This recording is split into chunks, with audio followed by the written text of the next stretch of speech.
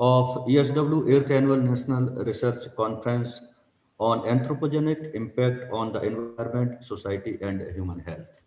So now we are moving for valedictory session. I would like to tell about this conference that we started this conference from Khajuraho. Every year since last 7 years, this was 8th year of this ESW 8th Annual National Research Conference on Anthropogenic Impact on the Environment, Society and Human Health. This 2 days conference done on 30th and 31st January 2021 on online platform due to the COVID-19 pandemic time. It is organized by Environment and Social Welfare Society, assisted by Godavari Academy of Science and Technology, Chhatarpur, Madhya Pradesh. And it is associated by Bhopal chapter, the National Academy of Sciences, India, Bhopal, Zoological Survey of India, Ministry of Environment, Forest and Climate Change, Government of India, Kolkata, Madhya Pradesh Council of Science and Technology, Bhopal, Central University of Jharkhand, Ranchi, and Sri Krishna University, Chhatarpur, Madhya Pradesh. And it is internationally collaborated by BR Corporation, Singapore, Monkas, Romania, and Iranian Ornamental Fish Society, Tehran, Iran. So, ladies and gentlemen, first of all, I would like to invite our valedictory session and Foundation Day celebration guest. Our chief guest will be Professor Asha Shukla, Vice Chancellor of Dr. Bhimrao Ambedkar University of Mahu. She is available here.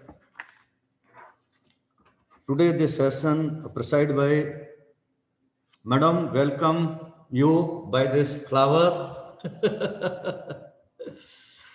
And our presiding officer will be Dr. Kanhaiya Tripathi, former OSD, the President of India, Government of India. Dr. Kanhaiya Tripathi. You're most welcome, sir, by this e-flower to you. Very nice. Guest of honor, Dr. Nandita Pathak, National Social Entrepreneur, New Delhi. दीदी जी आपको सादर स्वीकृत हो.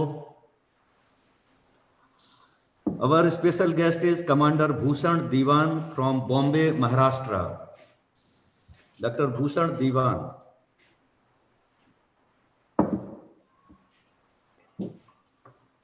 Dr. Bhushan Diwan.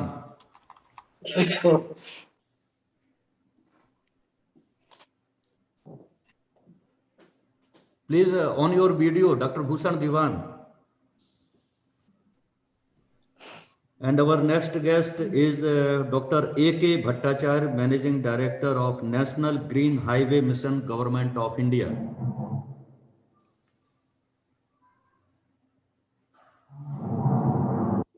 Guest of honor, Dr. Neeraj Kumar, Executive Secretary, the National Academy of Sciences, India, Allahabad.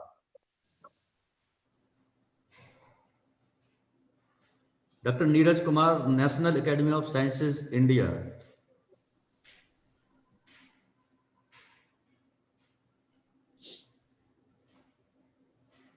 Dr. CVS Pratap Singh from Government Science College, Satna.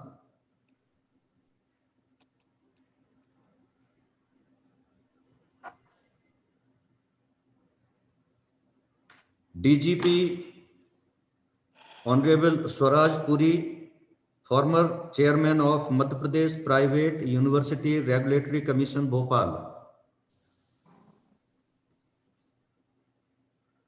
Professor Pramod Kumar Verma, former Vice Chancellor, Barkatullah University, Bhopal. Sir ji, sir स्वीकार करें sir हमारा welcome. Your warm welcome bye. हाँ नमस्कार. नमस्कार Sunil ji. Sir जी स्वीकार करें. नमस्कार. आशा जी नमस्कार. कौशल्या जी नमस्कार. And our next guest is Professor Akhilesh Pandey ji, Vice Chancellor of Vikram University, Ujjain. Guest of honor, Mr. Santosh Gupta, CEO, Indian Social Responsibility Network, Government of India.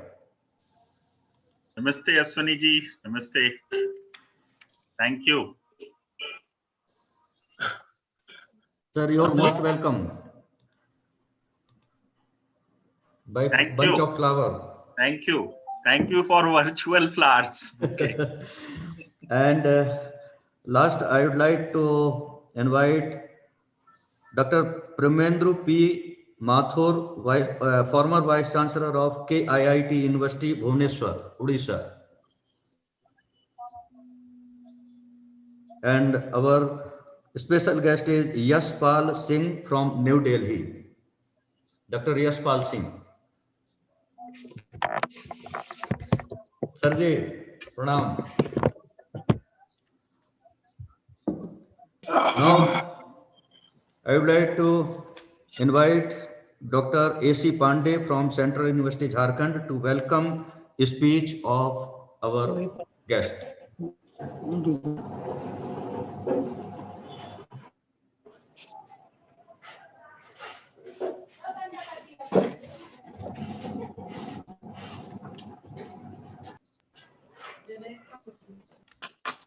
Sir, I think your voice is mute, sir.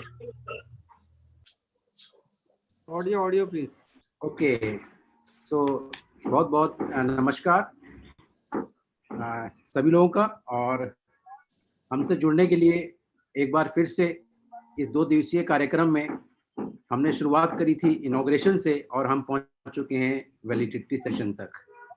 इसमें मैं सबसे पहले बताना चाहूँगा कि we started this programme with Saraswati Vandana, and in after that we have the keynote address by a eminent scientist from ISRO, who basically given a very good account and the focused area where our existing conference is basically driven on. So he provided an assessment of satellite-based observation for environment, land degradation, forest, and how we can manage our resources. So Dr. Kunal Kumar Das from ISRO presented the keynote address yesterday. And we have the honor of having our chief guest in yesterday's session, inauguration session, Professor Anil Kudhari, Director, MPCST. So with large number of dignitaries and guests of honor, we initiated the program yesterday at around 11:45 a.m. And followed by that, we have a technical session, and then another technical session, and followed by a poster session. So altogether, we have around 15 students presented, even the faculties, scientists presented their views on the theme area of the conference, and the deliberation was very, very helpful in igniting the theme aspects. Further, now we are reaching to the second day and end of the second day. We initiated again the second day at 12 o'clock, and again we had a very warm sort of deliberations on the thematic issues, and covered in around 4 good academic sessions bundled with 6 presentation in each session. So we have around 20 students and other participants, scientists and faculty and doctors presenting their views. And at the end of that technical session, we reached to the valedictory session. And in this valedictory session, I feel it is as important as inauguration, and in some ways it is even more important because we have to now understand how to go ahead from there.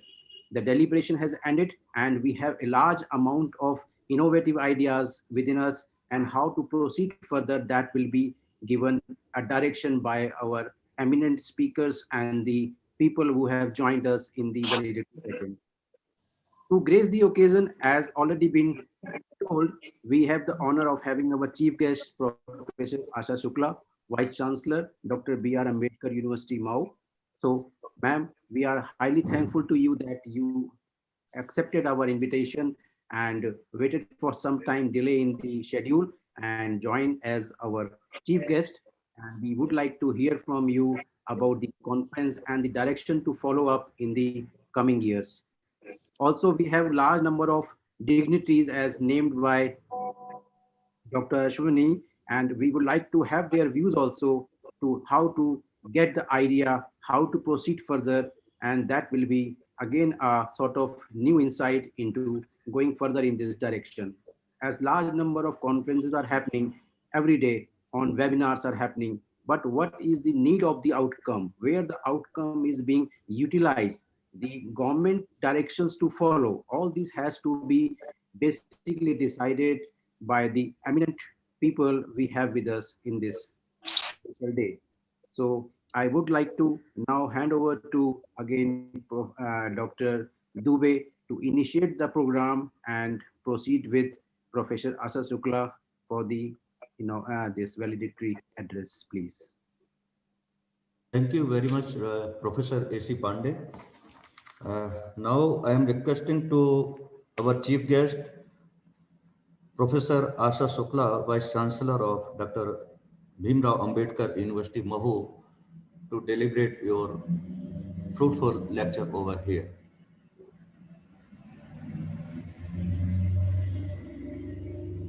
Dubey ji, मैं यहाँ पर doctor Chandrashekhar Dwivedi जी को याद कर रही हूँ और आप दोनों के कारण मुझे इतनी अच्छी वैचारिक विमर्श का हिस्सा बनने का अवसर मिला। सबसे पहले आपको शुक्रिया दोनों को कहना चाहती हूँ। आज हमारे साथ हमारे साथी डॉक्टर कन्हैया त्रिपाठी जी, कमांडर भूषण दीवान जी,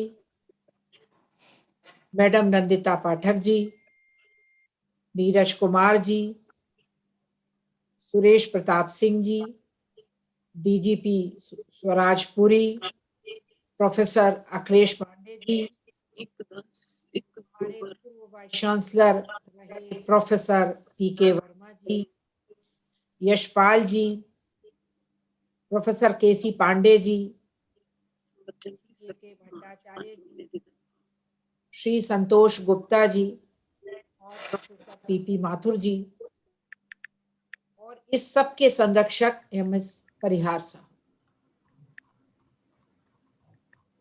मैं बहुत प्रसन्न हूँ। विलंब होने में भी कुछ लाभ होता है। मुझे 2 सेशन सुनने का मौका मिला और मैंने जितनी गहराई से इसकी वैचारिक उत्कृष्ट को अनुभव किया है, इसके लिए मैं ऑर्गेनाइजर्स को बहुत साधुवाद देना चाहती हूँ और फिर से कहना चाहती हूँ कि आपने मुझे इसका हिस्सा बनाया, इसके लिए मैं अपने विश्वविद्यालय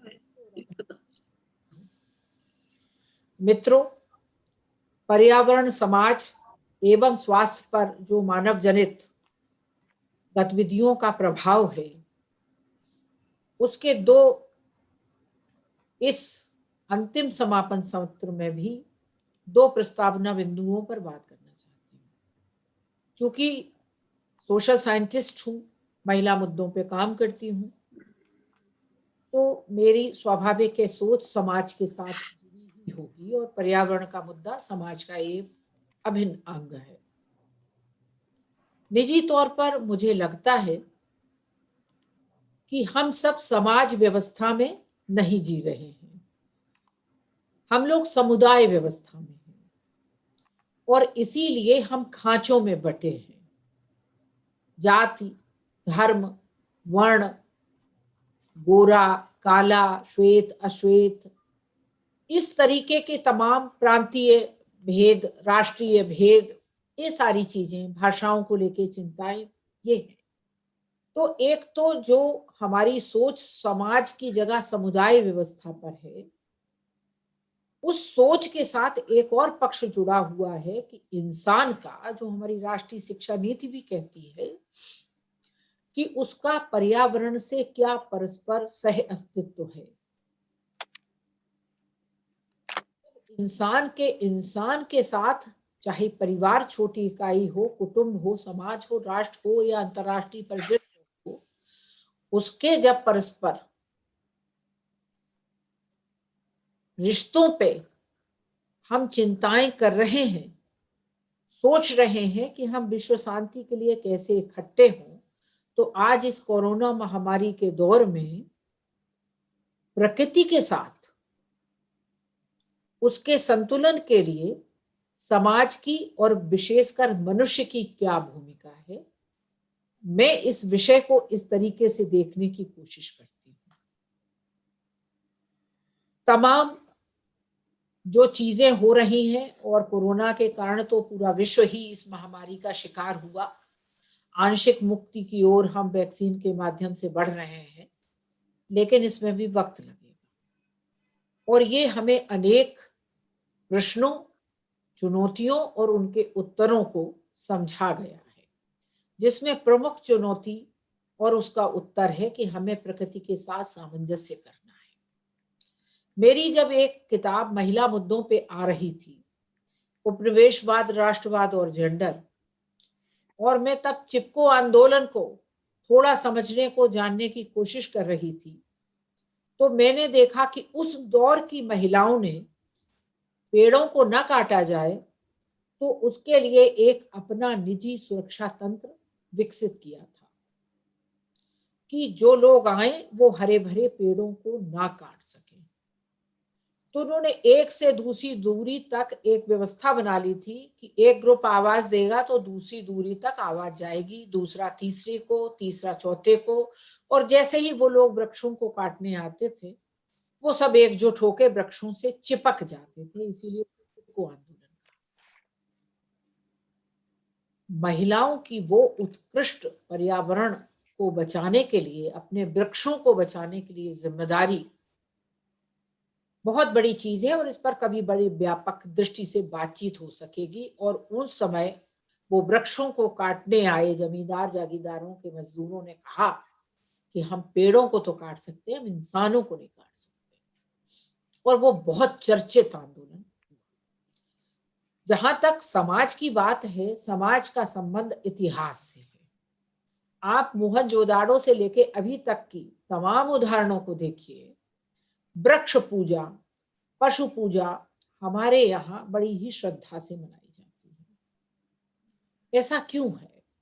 भारतीय संस्कृति ने इंसानियत के साथ नदियों, पहाड़ों, पशुओं, सभी को बहुत ही इज्जत और सम्मान, आदर का जो भाव है, जो परस्पर सह अस्तित्व का भाव है, उसने एक दूसरे के साथ एक दूसरे को जोड़ा और उसका बेहतरीन तरीका बनाया कि कहीं हम गाय बछड़े की पूजा करते हैं, कहीं हम सर्प की पूजा करते हैं, कहीं हम आंवले के पेड़ की पूजा करते हैं, कहीं हम पीपल के वृक्ष को न काटने के, आप यूट्यूब खोलिए, देखे कितना तरीके, कितने उपाय बतलाए जाएंगे। तो भारतीय संस्कृति ने अपने इतिहास से ये सारी चीजें अपनी संतानों और इस पीढ़ी को दी है।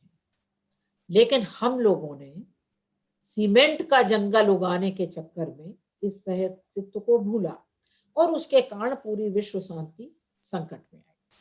तो इन दो बुनियादी प्रश्नों के साथ कि क्या समाज की मानसिकता में हमें प्रस्तुत होना चाहिए समुदाय से, और दूसरा ये कि प्रकृति के साथ इंसान का सहअस्तित्व कितना आवश्यक है, अपरिहार्य है, इन दो प्रश्नों के साथ मैं थोड़ी सी अपनी बातों को कहना चाहूंगी। आप सब जानते हैं कि पर्यावरण से तात्पर्य किसी विशेष परिवेश से होता है। यह परिवेश भौतिक और अभौतिक दोनों तत्वों से मिलकर बना है। पर्यावरण के घटकों की अगर बात करें तो हम बहुत सहजता से इसे 3 रूपों में बांट सकते हैं: प्राकृतिक, मानव निर्मित और सामाजिक। मैं अभी सामाजिक पर्यावरण की बात कर रही थी और उसका प्राकृतिक पर्यावरण से रिश्ता जोड़ रही थी और उसमें मानव की भूमिकाओं को तलाश रही थी। इन तीनों चीजों पे मैंने बात कहने की कोशिश की है। आज जब हम इस विषय पर चर्चा कर रहे हैं, तमाम चिंताओं को राष्ट्रीय और अंतर्राष्ट्रीय अनुबंधों के बावजूद हम ये पाते हैं कि प्राकृतिक संसाधनों के उपयोग मानव निर्मित परिवेश के लिए बेहद आवश्यक ही नहीं, अपरिहार्य है। हम जी नहीं सकते पर्यावरण संतुलन के बिना। महत्वपूर्ण यह है कि विकास की तेज रफ्तार और तकनीकी के नूतन प्रयोगों के जरिए हमारी जो तृष्णा है और जो अतृप्त तृष्णाएं हैं, वो इन प्राथमिक संसाधनों का अगर इसी तरीके से शोषण करती रही तो हमारे इस अस्तित्व का और हमारे जीवन का क्या होगा, इस पर हमें गंभीरता से सोचने की जरूरत है।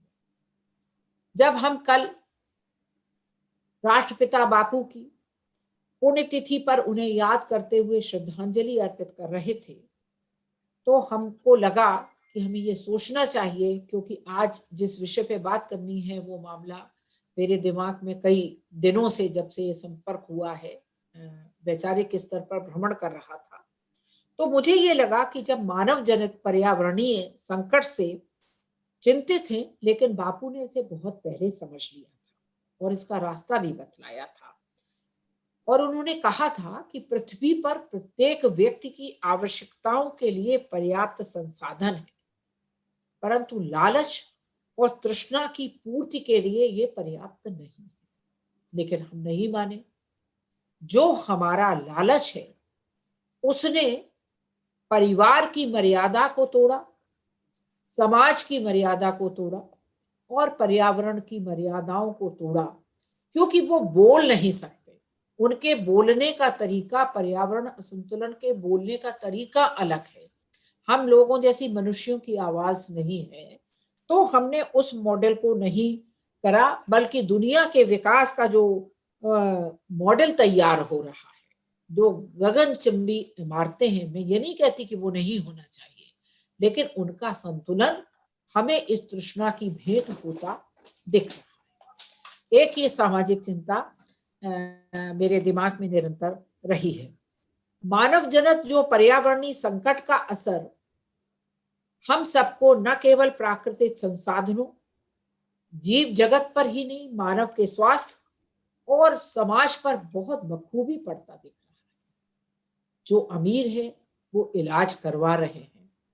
इलाज बीमारी का हो सकता है, अच्छे स्वास्थ्य का संभव नहीं है, और हम सब अच्छे स्वास्थ्य के संकट से जूझ रहे हैं। जो थोड़े अल्प आय वाले हमारे परिवारजन हैं, समाज के लोग हैं, जो अंतिम लाइन में खड़ा हुआ व्यक्ति जिसको हम कहते हैं, लेकिन इंसानियत में कोई अंतिम लाइन का व्यक्ति नहीं होता, तो उसकी भी चिंताएं समाज की चिंता में पर्यावरण संतुलन में शामिल होनी चाहिए, जो कम दिखती है।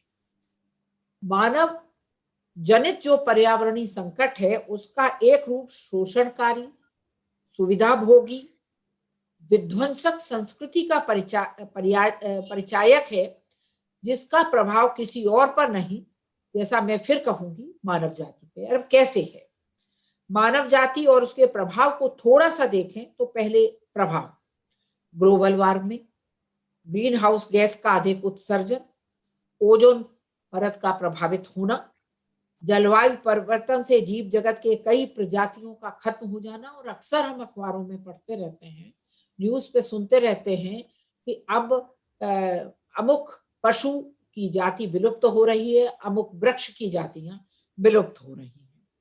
जल प्रदूषण, पेयजल संकट, समुद्र के भीतर गहराता संकट और समुद्र का नाराज हो जाना, ये तमाम ऐसी चीजें हैं जिनका मुख्य कारण जनसंख्या विस्फोट, जनसंख्या की बढ़ती दरें, बहुत सारे बड़े मात्रा में निर्माण जिनकी प्रॉपर प्लानिंग नहीं है, कृषि पशुपालन आदि में जेनेटिक मॉडिफिकेशंस, जलवायु मृदा प्रदूषण और दोहन, पेस्टिसाइड का प्रयोग, बड़े पैमाने पर कल कारखाने जिनकी सुनियोजित नीतियां तय नहीं हो पा रही हैं, बांध, विज्ञान और तकनीकी का हिंसात्मक संदर्भों में इस्तेमाल। आप सब चूंकि पर्यावरण से जुड़े हुए विद्वान हैं, तो आपकी चिंताएं थोड़ी सी इतर हो सकती हैं, लेकिन मुझे ये लगता है कि दुनिया में जो कुछ भी हो रहा है, जो कुछ भी होगा, वो इंसानियत के लिए होगा, और इंसानियत का मामला बिना परस्पर संबंधों के नहीं बन सकता। शुद्ध हवा, पेयजल के अभाव और पेस्टिसाइड और रासायनिक खेती से मिलने वाला जो अनाज है, कई राज्यों का सुनते रहते हैं कि उन्होंने जो फसल बोई, उन्होंने जो गेहूं बोया, उसका उपयोग वो नहीं करते। क्यों नहीं करते?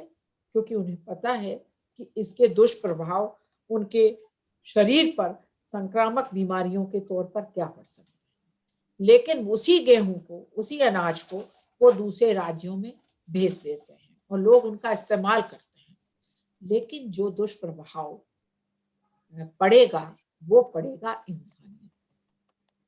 इंसान के स्वास्थ्य पे, समाज के स्वास्थ्य पे, और ये जो है इसका प्रदूषण फैलता जाता है। मैं आज यहाँ वैचारिक पर्यावरण और मानसिक पर्यावरण की बात नहीं करूंगी, मैं सिर्फ प्राकृतिक पर्यावरण और समाज पे ही बात को फोकस करना चाहती हूँ। चाहे क्लाइमेट का एक्शन हो, लाइफ बिलो वाटर हो, लाइफ ऑन लैंड हो, इन सब पे हम सबकी चिंताएं बहुत गहरे से होने चाहिए। और जल और जंगल और जमीन की सुरक्षा के साथ उसकी सतत देखभाल कैसे हो, उसकी परवरिश कैसी हो, इसकी चिंता हमें करना चाहिए। मानव जनित जो पर्यावरण संकट है, सामाजिक जो अस्थिरता है, गैर बराबरी के साथ जो संसाधनों का समान उपयोग नहीं है, वो इन सब चीजों को और बढ़ावा देता ही जा रहा है। और इसमें इस्तेमाल हो रहा है इंसान का लालच, उसकी अतृप्त तृष्णा। मसलन अंधाधुंध विकास और तकनीकी के प्रयोग ने हमको आज उस कटघरे में खड़ा कर दिया है कि अगर हमने पर्यावरण के साथ, वृक्षों के साथ अपना पूजा का रिश्ता नहीं रखा, उनके संरक्षण का रिश्ता नहीं रखा, और वृक्षों से, पानी से, हवा से स्वयं को संरक्षित करवाने का वातावरण पूरे सम्मान के साथ प्रस्तुत नहीं किया, तो ये जो मानव जनित दोष है, भले ही कुछ अतृप्त तृष्णाओं के कारण बढ़ते जा रहे हों, शिकार पूरी इंसानियत। हमें इन सब पर विचार करना चाहिए। आपने मुझे कुछ कहने का मौका दिया।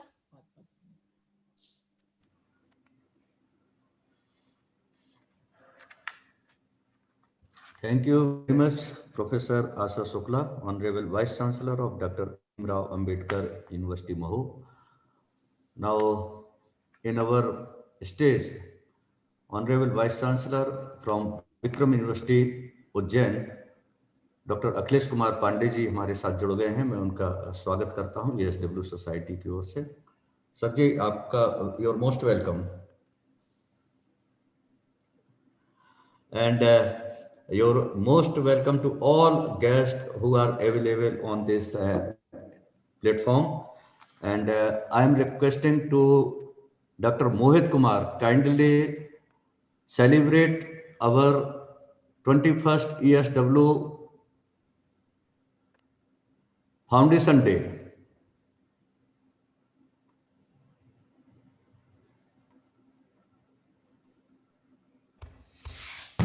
Everybody will join this.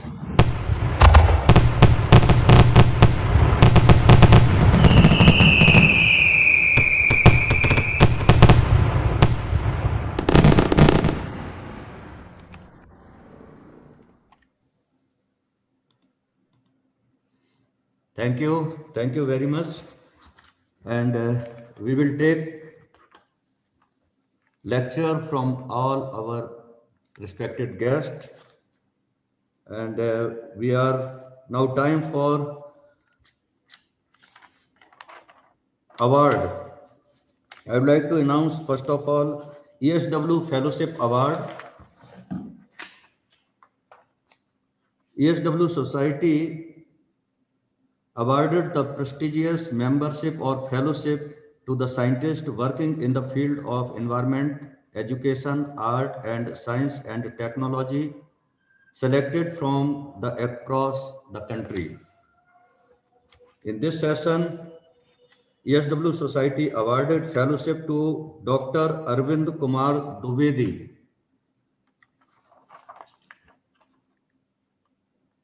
to Dr. Amit Paul, Professor, Institute of Environment and Development Studies, Bundelkhand University, Jhansi, Uttar Pradesh, and Dr. Neeraj Kumar, Department of Zoology, L&D College, Moti, Hari Bihar, Thank you, sir. Dr. Sarda Prasad Mohapatra, Associate Professor of Botany, Nursing, Chaudhary College, Jajpur, Odisha, and fifth ESW Fellow will be Dr. Alok Kumar Gautam, Assistant Professor of Physics, Hemwati Nandan Bahuguda, Garhwal University, Srinagar, Uttarakhand. So congratulations to all this fellow member, and now I am requesting to Dr. Akhilesh Pandey ji for his valuable speech in this valedictory session. Dr. Akhilesh Kumar Pandey ji.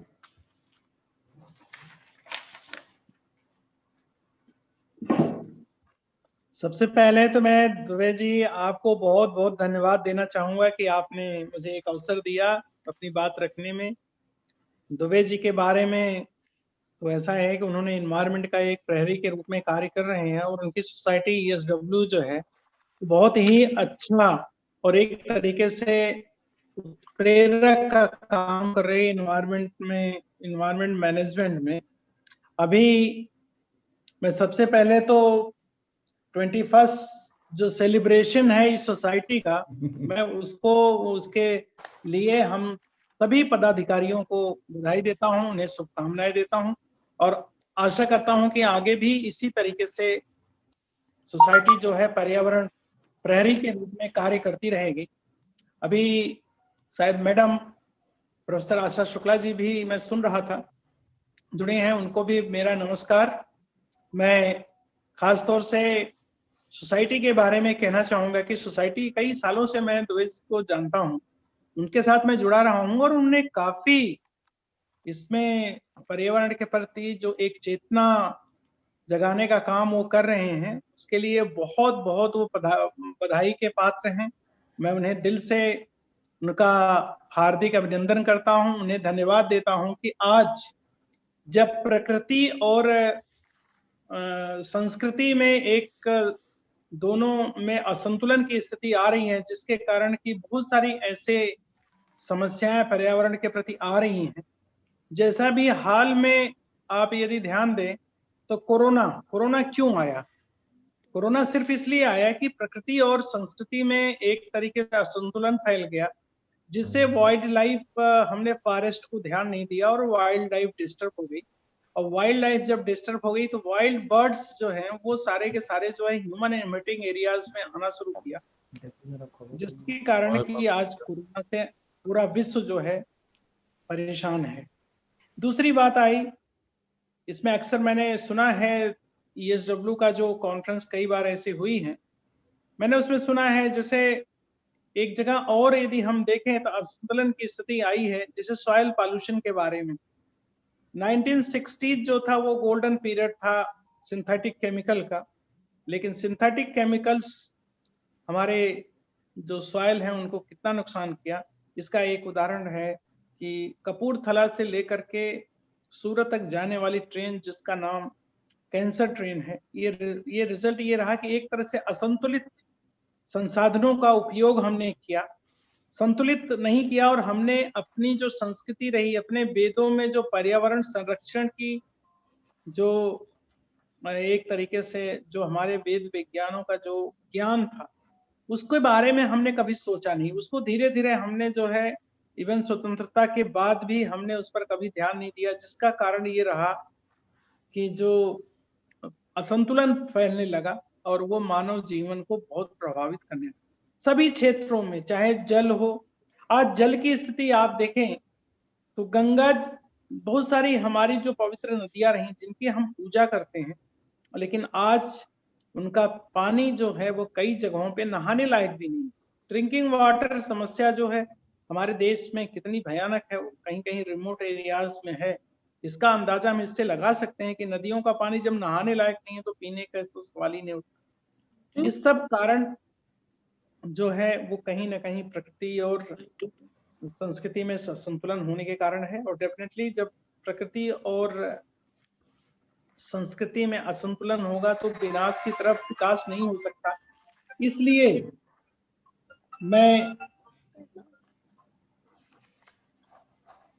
मैं ये कहना चाहूंगा कि कहीं ना कहीं हमारे जो ये असंतुलन की स्थिति पैदा हो रही है, उसके कारण बहुत सारी ऐसी समस्याएं खड़ी हो रही हैं, और ESW जैसी संस्थाएं आज भी भारतवर्ष में ही नहीं बल्कि विश्व के लिए बहुत फायदेमंद है। वो एक तरीके से कमिटेड अपना काम कर रही हैं। इसलिए मैं आज इसमें जितने भी लोग पार्टिसिपेंट्स हैं, मैं सभी को बधाई देता हूं। वो सारे लोग पर्यावरण के प्रति कितने उदार हैं, कितना पर्यावरण के बारे में वो चिंतित हैं। खासतौर से माननीय अश्विनी दुबे जी को, जो कि एक तरीके से बहुत ही महत्वपूर्ण कार्य कर रहे हैं, उनकी सोसाइटी जो है महत्वपूर्ण कार्य कर रही है। मैं आप सभी लोगों को बहुत बहुत बधाई देता हूं, खासतौर से सोसाइटी के पदाधिकारियों को। आप सभी लोगों को धन्यवाद। जय हिंद।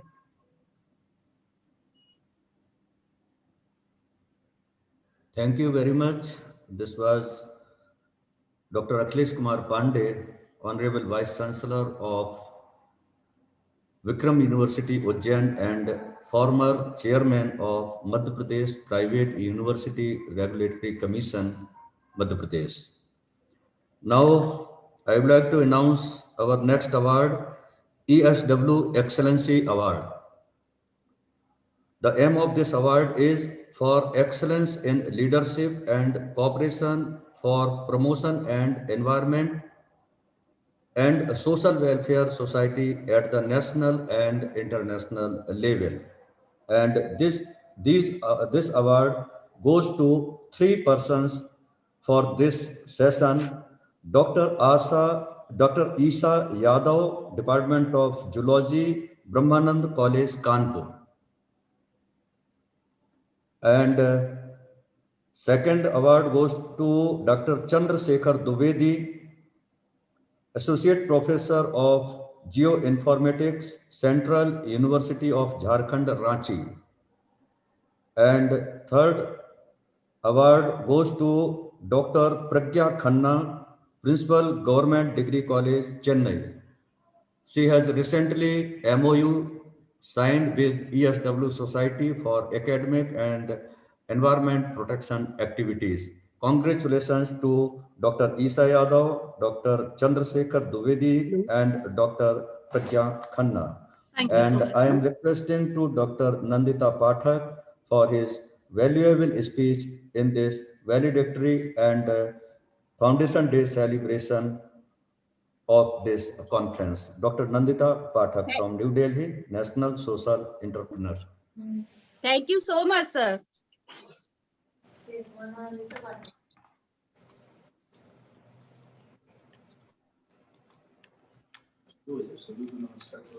आप सभी का मैं बहुत बहुत स्वागत करती हूँ, अभिनंदन करते हैं एवं वंदन करते हैं।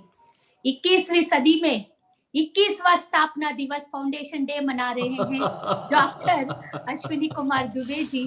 और अश्विनी जी का जो काम है हम सब लोग जानते हैं।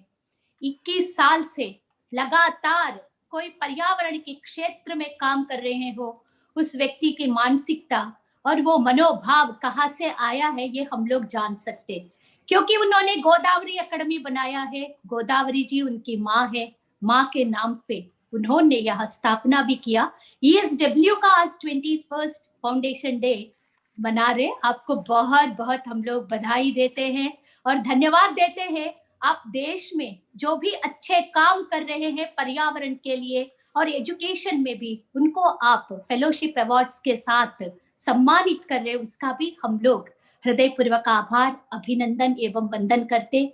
जिनको आज ये अवार्ड्स मिला है, सम्मान मिला है, उनका यह सम्मान के लिए भी हम सब लोग बहुत बहुत बधाई, बहुत बहुत धन्यवाद देते हैं।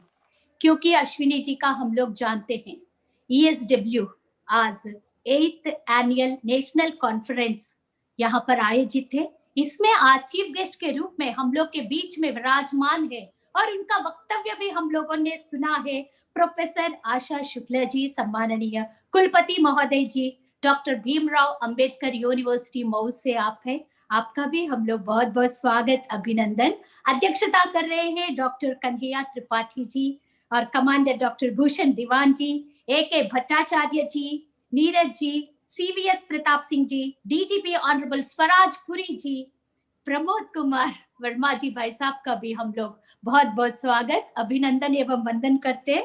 और परमादरणीय कुलपति महोदय जी, अखिलेश पांडे जी, संतोष गुप्ता जी, यशपाल जी, माथुर जी और आप सभी का हम लोग बहुत बहुत स्वागत करते हैं, क्योंकि अश्विनी जी का कार्यक्रम ऐसा लगता है हम सब लोगों को ये अपना कार्यक्रम है। अपनापन इसीलिए है क्योंकि ये जल, जंगल, जमीन, जानवर, जलवायु के संरक्षण संवर्धन के लिए काम करते, अपनी मदर अर्थ को अच्छे से सुंदर कैसे कर सकते, सस्य श्यामलाम की जो बातें हैं कैसे हो सकता है, उसके लिए वे निरंतर काम कर रहे। इसीलिए यह कार्यक्रम हम लोगों को लगता है अपना। अश्विनी जी कहते हैं आपको आना है, फिर हम लोग कभी इन कार्यक्रमों में मना नहीं कर पाते, क्योंकि हम सब लोग भी पर्यावरण के संरक्षण संवर्धन के लिए लगे हुए हैं। अपनी मातृभूमि को कैसे और अच्छा बनाया जा सकता है, तो इसी में जो पर्यावरण के इसमें जो ये नेशनल कॉन्फ्रेंस हुआ, छोटी सी बात, अभी मैंने 2-3 प्रेजेंटेशंस देखा, एक ने बताया था अभी हम लोगों को फास्ट फूड्स के तरफ नहीं जाना है। सही बात है, जितना हम लोग रेडी टू यूज वाले में आ जाएंगे उतना ही कचरा हम लोग अपनी मातृभूमि को देते जाएंगे, अपनी धरती माँ को देते जाएंगे।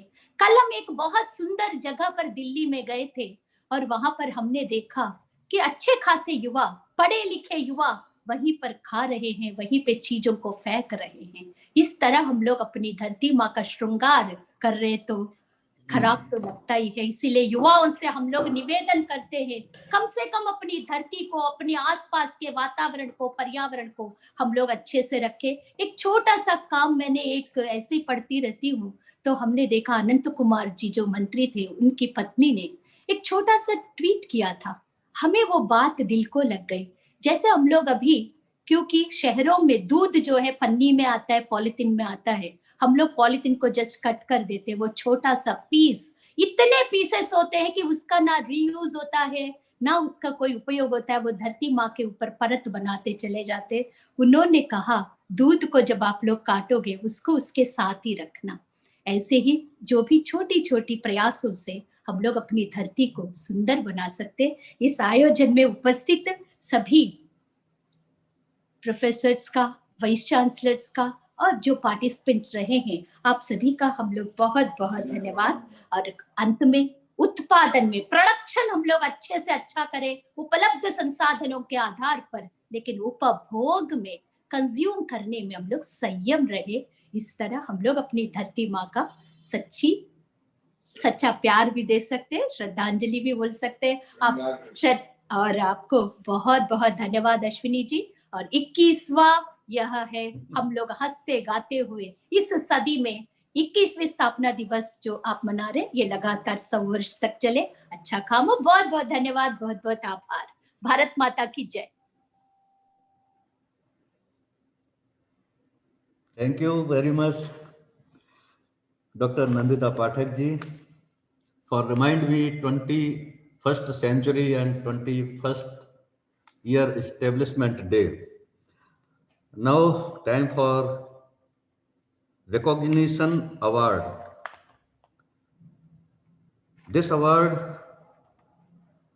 based on ESW recognition award for valuable positive contribution to environment and a social welfare society for nature conservation.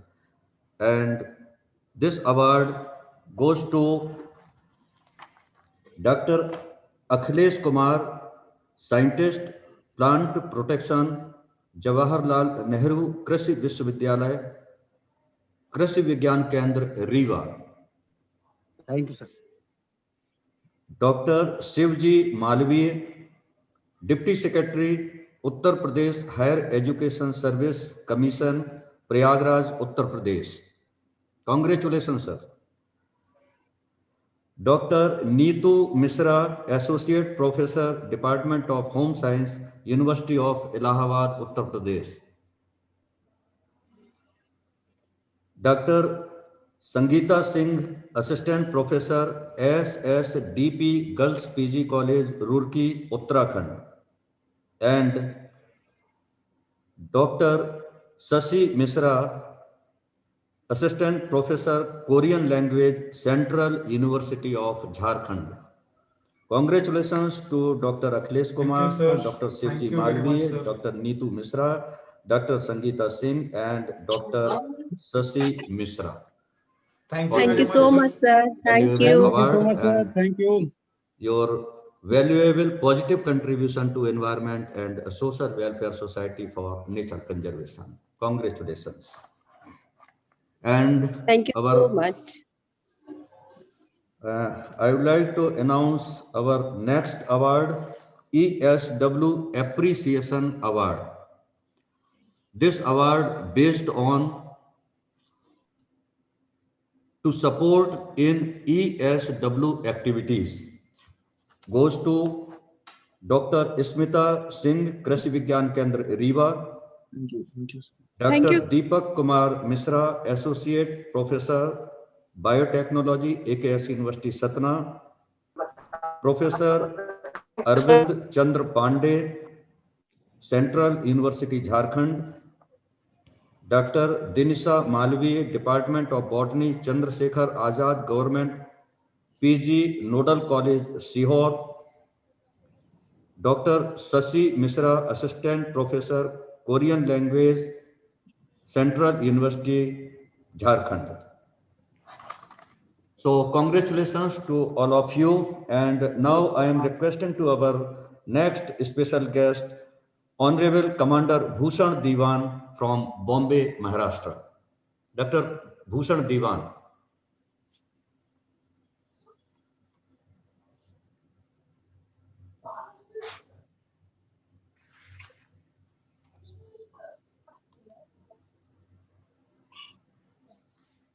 Yes, sir, you're most welcome. Very, very good afternoon to Dr. Ashwini Dubey and all the respected co-panelists. It is a rare privilege which I have been taking for last many years to be associated with Dr. Ashwini Dubey. I'm amazed at the kind of great work that he is doing just out of labor of love. और कहां से ये लोगों को जोड़ देते हैं. It is remarkable.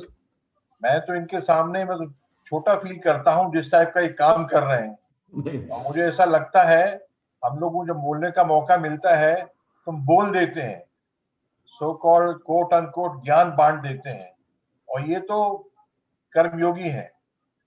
Point ये है, मैंने डॉक्टर नंदिता का भाषण सुना 2 साल पहले. हम उनके साथ फिजिकल प्रेजेंस में थे, तो कोरोना की वजह से तकलीफ है. तो मैं देख रहा हूं उनका हमेशा फ्रेश पर्सपेक्टिव होता है. और of course doctor Akhilesh, earlier x chairman of the private universities commission, और एक मैंने सुना, मैं नाम स्किप कर गया, जहां एकेएस यूनिवर्सिटी जहां मैं वाइस चांसलर था, वहां से भी प्रोफेसर हैं, अभी आयु हैं, जिनको आपने अवार्ड भी किया है, सम्मानित भी किया है. और पॉइंट ये है, मैं ये देख रहा हूं कि मेरा ख्याल ये है कि हम लोग अपने लेवल पे बहुत कुछ चीजें कर सकते हैं, और शॉर्टकट की होड़ में और एक स्टेटस सिंबल की होड़ में हम उन चीजों को नकार देते हैं. और कंपटीशन की होड़ में, अब मुझे याद आ रहा है सडनली, लालू प्रसाद यादव जी ने कुल्लड़ में चाय का दोबारा रीस्टार्ट किया था ट्रेन्स पे. अब ये जो प्लास्टिक कप्स हैं बड़े कन्वीनियंट तो लगते हैं, बट मैंने एक स्टडी किया, जो हमारे ओशंस हैं, जितना उनके अंदर प्लास्टिक का कचरा इकट्ठा हो रहा है. अभी लास्ट वीक मेरा एक सेशन था, इंडियन ओशन पे रिव्यू में दे रहा था. जो ब्लू इकोनॉमी हम कह रहे हैं, मैं बता रहा हूं आपको, इंडिया का जो लैंड मास है 3.2 मिलियन स्क्वायर किलोमीटर है, और इंडिया का एक्सक्लूसिव इकोनॉमिक जोन जो कॉन्टिनेंटल शेल्फ से, कोस्ट से 200 किलोमीटर होता है, वो जो है उसके अंदर हमारा एरिया है 70% ऑफ द लैंड मास. और कितना? 2.3 मिलियन स्क्वायर किलोमीटर. तो कितना भारी जो समुद्र हमें दिखता ही नहीं है। क्यों? तो सरफेस दिखता है, और जितना पॉल्यूट कर रहे हैं। अब मालदीव जाइए तो मछलियां दिखती हैं, पोर्ट ब्लेयर जाइए, मैं तो बीइंग ए नेवल ऑफिसर में कहीं जगह गया हूं तो नीचे शोर दिखता है, अंडमान निकोबार में दिखता है, सीशल्स में दिखता है, पर हर जगह हम लोग इतना खराब हो रहा है कि जो आप देख लेना, जो आज 8 बिलियन 8 अरब आबादी है हमारी, तो आने वाले 50 साल में 60 साल में चांद पे और मंगल ग्रह पे तो घर कब बनेंगे मालूम नहीं, उससे पहले आप देखना समुद्र में घर बनना शुरू हो जाएंगे। Being an ex-naval officer, having seen 1971 war, or being served in many other countries as part of being vice president of Tata Consultancy, मैं आपको बता सकता हूँ, मालदीव्स कंट्री की बात कर रहा था, इस चीज को हाईलाइट करने के लिए कि देखिए समुद्र जो है हमारी लाइफ है, फ्यूचर हमारे बच्चों की लाइफ समुद्र है। उन्होंने 30 साल पहले 20 साल पहले कैबिनेट मीटिंग, मालदीव्स की कैबिनेट मीटिंग अंडर द सी हुई थी, हाईलाइट करने के लिए। मैं क्या कहना चाहता हूं, और उसके अंदर इतनी वैरायटीज हैं, हम फौना फ्लोरा की जो बात करते हैं, मैं कह रहा हूं जैसे हम कहते हैं ना आइसबर्ग, 1/3 दिखता है, 2/3 नीचे होता है। समुद्र के अंदर जो चीजें हैं, वैरायटी है, flora fauna farms, blue economy जिसे कहा जाता है, वो तो बहुत ज्यादा है compare to 2/3 of world water जो है, अर्थ सरफेस वाटर है। वो उसके अंदर कितना लाइफ है और डिस्ट्रॉय कर रहे हैं, और दिखता नहीं है, दिखता नहीं है। और सारा माइक्रो प्लास्टिक्स, जो नंदिता मैडम भी बात कर रही थी, माइक्रो प्लास्टिक्स इतने इकट्ठे हो गए कि स्पेसीज की स्पेसीज खत्म हो रही हैं, और ये सब कनेक्टेड सर, ये ऑर्गेनिकली कनेक्टेड वर्ल्ड है। अर्थ दिखता है तो अलग है, वाटर दिखता है नहीं, कम अंदर नीचे अंडर वाटर नहीं दिखता है तो अलग है, ऐसा नहीं है। Indian ocean, which is the largest ocean of the universe, of the earth, उसके अंदर depth varies from average depth is 3000 metres और हाईएस्ट डेप्थ उनकी 7000 मीटर्स है। क्योंकि मैं सबमरीन वॉरफेयर में काम किया है मैंने, तो उसके अंदर कितनी लाइफ है मालूम ही नहीं पड़ता है आपने को। अर्थ के अंदर तो beyond a certain 2 kilometre 1 kilometre you will not see any life. समुद्र आप समझ ले 7.5 किलोमीटर तक नीचे लाइफ है, और ये ह्यूज रिसोर्स है। क्योंकि हमें दिखता नहीं है, हम पॉल्यूट हो रहा है। तो मैं ये समझना, मैं कहना ये चाह रहा हूं, अगर हमें जरूरत ये है कि हमारे जो हमारा कल्चर सभ्यता, वो एक श्लोक है कि नीचे जब उतरते हैं, मैं बिस्तर से उतरूं तो मैं प्रणाम करता हूं धरती माता को, धरती माता मुझे क्षमा करना, मैं आपके ऊपर पांव रख रहा हूं। तो ये हमारे कल्चर के अंदर, सभ्यता के अंदर कई चीजें ऑलरेडी जुड़ी हुई हैं, तो इजिली हम बच्चों को फॉलो करें तो लेक्चर की जरूरत नहीं, वो फॉलो ही होना शुरू हो जाएगा। मेरा ख्याल है कई स्पीकर्स हैं, इतना अच्छा गैदरिंग इकट्ठा किया है डॉक्टर अश्विनी साहब ने कि मैं और ज्यादा समय न लेते हुए मैं अपनी वाणी को यहाँ विराम देता हूँ। बहुत बहुत धन्यवाद डॉक्टर साहब मुझे बुलाने के लिए और इन प्रबुद्ध लोगों के साथ जुड़ने के लिए। बहुत बहुत धन्यवाद। All the very best. Thank you very much, sir. Thank you very much, Honorable Commander Dr. Bhushan Diwan, for your valuable words in this 8th Annual National Research Conference. And now time for next award, Innovative Environmentalist Award. This award goes to Dr. Sushil Kumar Shukla, Assistant Professor, Department of Transport, Science and Technology, Central University, Jharkhand.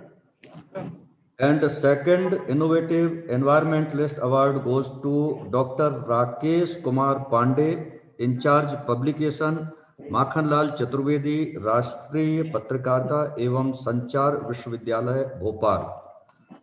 And thirdly, Miss Asanya Khare, Department of Botany, Sri Krishna University, Chhatarpur. Congratulations to Dr. Sushil Kumar Shukla, Dr. Rakesh Kumar Pandey, and Miss Asanya Khare.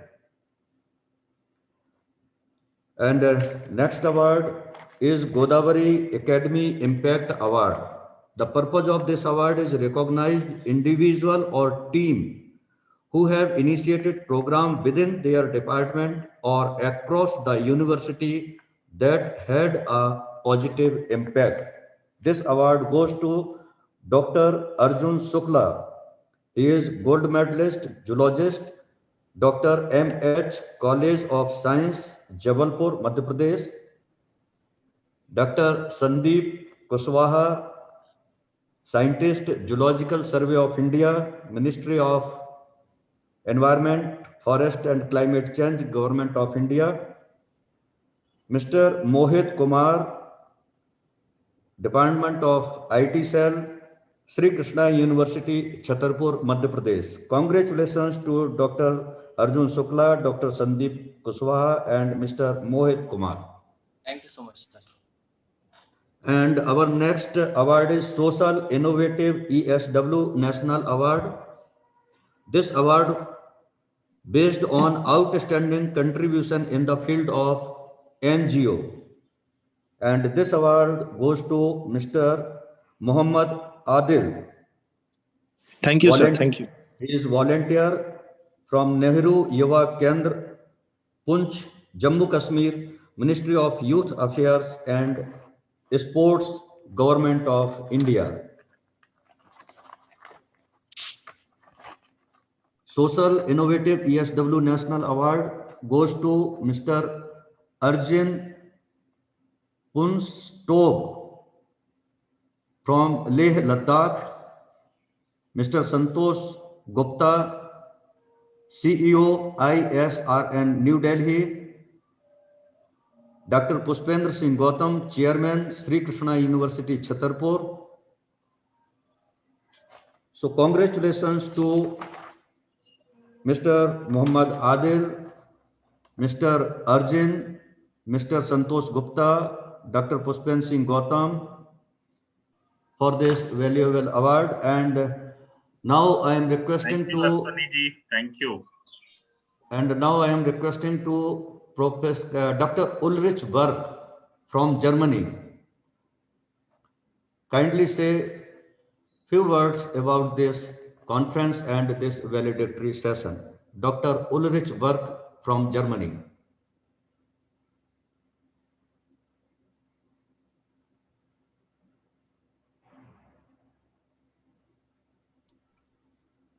You're most welcome, Dr. Ulrich Berg. Kindly say few words for this valedictory session and ESW Earth Annual National Research Conference. What's your experiences? Yes, very good. Thanks a lot, Dr. Aswani, for inviting me first to the conference, now to this valedictory session. So I'm very happy about this conference, and I was watching quite a good part of it. There were very interesting, important lectures, presentations. We all know that that is a very important subject, what mankind has done with our environment. And now the task is, what can we all do in order to get things right again? So that is a very big task, and it means work in all the different areas, because we have to undo the pollution of the atmosphere, of the soil, of water. Of course, first we have to stop the whole thing. That means going back to more natural ways of farming, avoiding waste, segregating waste, and so on. There was a lecture on microplastic that shows how dangerous, you know, you have just a little plastic bag, you think that's innocent, doesn't weigh much.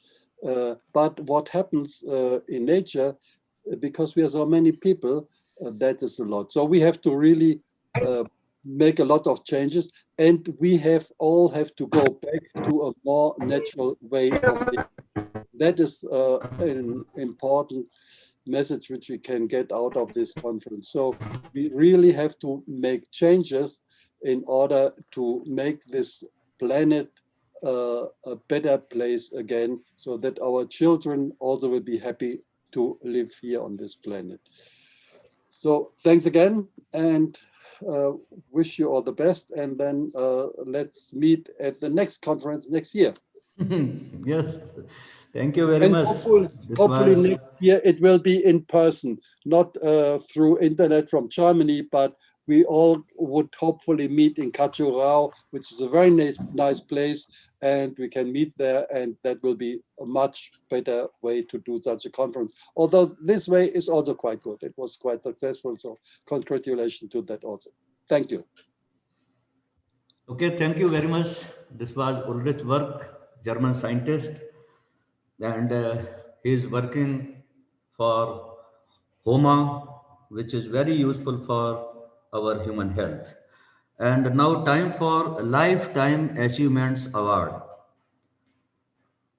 This award based on outstanding contribution in the concerned field. ESW Society have decided to honor by this award Professor R.K. Day, Honorable Vice Chancellor, Central University of Jharkhand, Ranchi. Professor R.K. Day. And secondly, Dr. M.S. Parihar, President, Bioxon LLC, Washington, United States of America. He was former professor and head School of Studies in Zoology and Biotechnology, Vikram University, Ujjain, and former chairman of Madhya Pradesh Private University Regulatory Commission, Bhopal. And next award is Best Scientist Award. This award based on outstanding contribution in the field of research, and this award goes to Dr. Sivesh Pratap Singh, Professor and Head Department of Zoology, Government PG College, Satnam, Madhya Pradesh. Congratulations to Dr. R.K. Day, Dr. M.S. Parihar, and Best Scientist, Dr. Sivesh Pratap Singh. Thank you very much, Shani. Now, congratulations, sir. Now I would like to invite Dr. Yash Pal Singh from New Delhi for your valuable speech in this 8th Annual National Research Conference. Dr. Yash Pal Singh from New Delhi.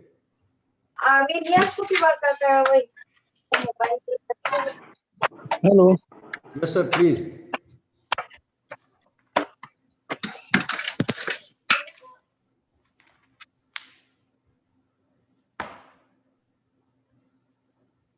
Hello. Yes, sir. Hello. Please continue, sir. Professor Dubey sir, मेरी आवाज आप तक आ रही है? जी sir, हम सभी तक आ रही है। 96% इस प्लेटफॉर्म से डायरेक्टली जुड़े हुए हैं और हजारों लोग फेसबुक और यूट्यूब के माध्यम से आप सबको सुन पा रहे हैं। Thank you so much, sir. And at the very outset, let I congratulate to you that the wonderful work you are doing, not only for the society, for the humanity, for this world, for this universe. And really, I salute you on the occasion of your annual conference for the establishment of your EWS society. And as Professor Nandita told that this is the 21st of your years of establishment of the society in the 21st of century. Sir, my heart is full of best wishes and congratulations to you and all of the flora and fauna which is just scattering not in this world, not in this country, sorry, all around the world. The scholars from the Germany, the person who are associated with the environment, not only in this country, but I find that experts are there with you. I really thankful to all of the person who are associated with your mission. And this is a great mission because this is the commitment. And this is the commitment towards the nation. This is the commitment to a teacher, which is fulfilling all kind of the expectation of everything. As a little bit technocrat, I would like to request all of you, because all of the people are associated with the environment, with the pollution, and with the to beautify this beautiful planet Earth. So I would like to request that not only through water, not only through air, not only through noise, there is a very, very harmful pollution, and the environmental is going to be destroyed by the, Wi-Fi signals, by the electromagnetic communication.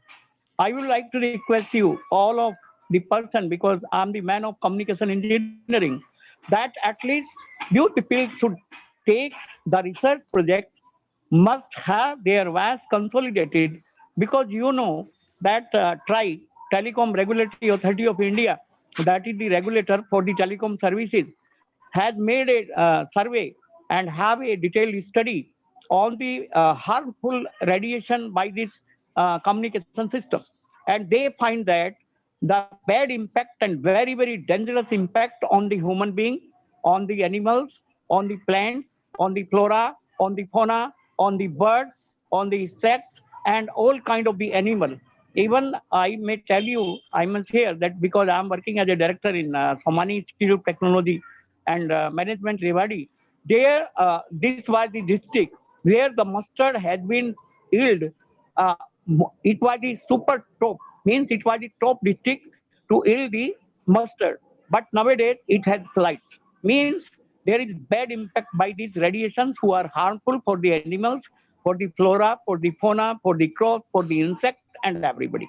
So my humble request to all of you, beside the considering these all kind of the pollution, pollutant, that micropollutant, microplastics, and bad air, beside that you should also include in your research study the bad impact of the radiations which are coming through this electromagnetic kind of the communication system. Once again, I am very, very grateful to all of you who had just, and especially to Professor Ashwini Dubey, because he told me that 12 o'clock today the session will be going on, and continuously I am just watching it without any tiredness, without any, any kind of the sense that it is over exhausted. He is continuously working with the same zeal and geniusness. It is the commitment towards the nation. Really, sir, I'm very, very thankful and congratulate all of you, and thank you very much. Thanks a lot, sir. Thank you very much, sir. This was Dr. Yashpal Singh ji from New Delhi. And now time for some more award, which is related with our presentation. First of all, I would like to tell you that during this conference, I announced for abstract before start this conference. So I received 96 abstract from 14 states.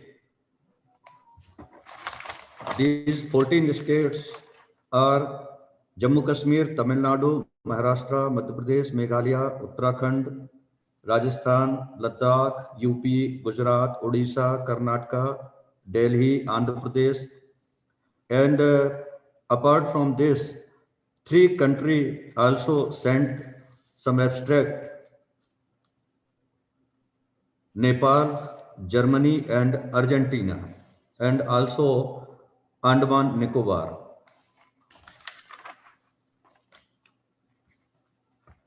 During this conference, 6 technical sessions were conducted by ESW Society and 38 papers were presented.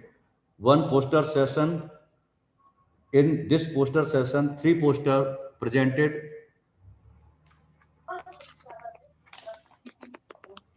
Now I would like to announce Young Scientist Award goes to Shivam Dubey, Science College, Jabalpur, and Young Environmentalist Award goes to Vijay Kumar, College of Fisheries, Barwal, Gujarat. Award of Best Oral Presentation from first technical session, Himani Singh, Department of Molecular Biology and Genetic Engineering. Secondly, in the same session, Dr. Ruby Yadav, Biodiversity and Wildlife Unit, University of Lucknow. From second technical session, Priya Namrata Topo, Tata Institute of Social Science Studies, Bombay. From third technical session, Riddhiban Govind Bhai Beg, College of Fisheries, Gujarat. And from fourth technical session, Diana Joseph, JSS College. And from fifth technical session, Arunik, Department of Geoinformatics, University of Jharkhand. And from sixth technical session, Deepika Tiwari, Government Madhav Science College, Ujjain. And from poster presentation, Lakhan Lal Pandey, Department of Geology, Bundelkhand University, Jhansi. So this was the young scientist, young environmentalist, and best paper presentation and best poster presentation.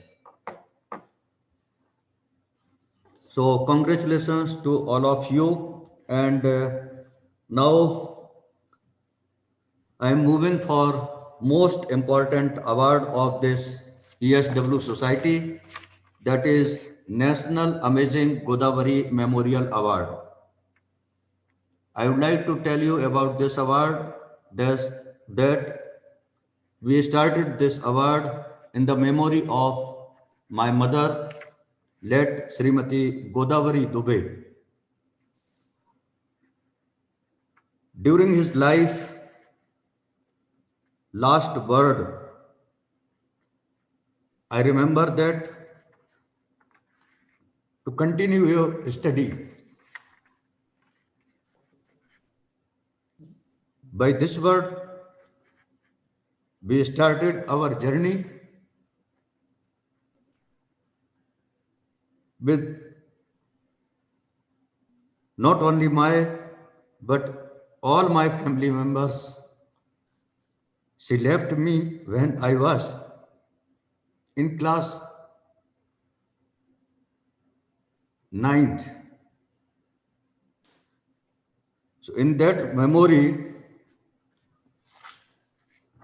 every year in this conference, I announced one award, who is best working in education and science. I would like to tell name of National Amazing Godavari Memorial Awardee 2014, Dr. U.C. Srivastav, Professor of Geology, University of Allahabad. In 2015, this award given to Dr. S.N. Pandey, Pro-Chancellor, the Global University of Nagaland. In 2016, this award given to Professor K.K. Sharma, former Vice Chancellor of MDS University, Ajmer. 2017, this award hand over to Dr.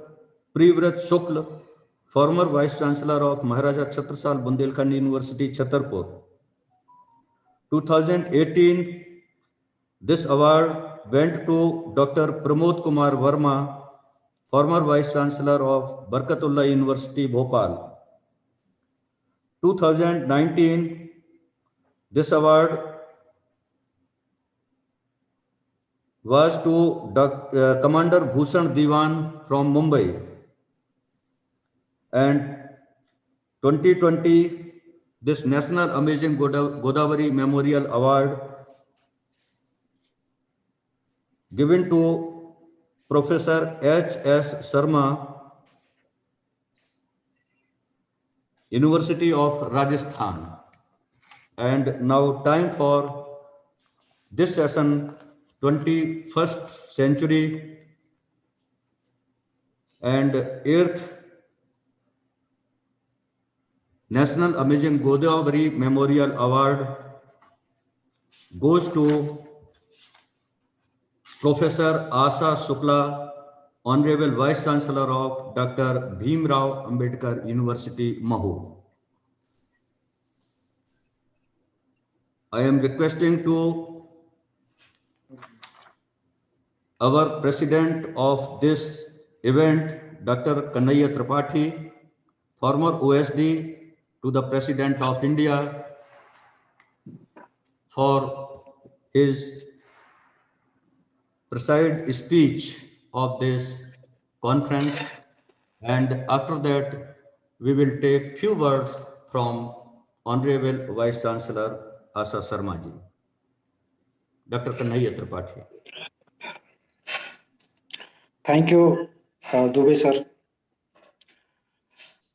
इस कार्यक्रम के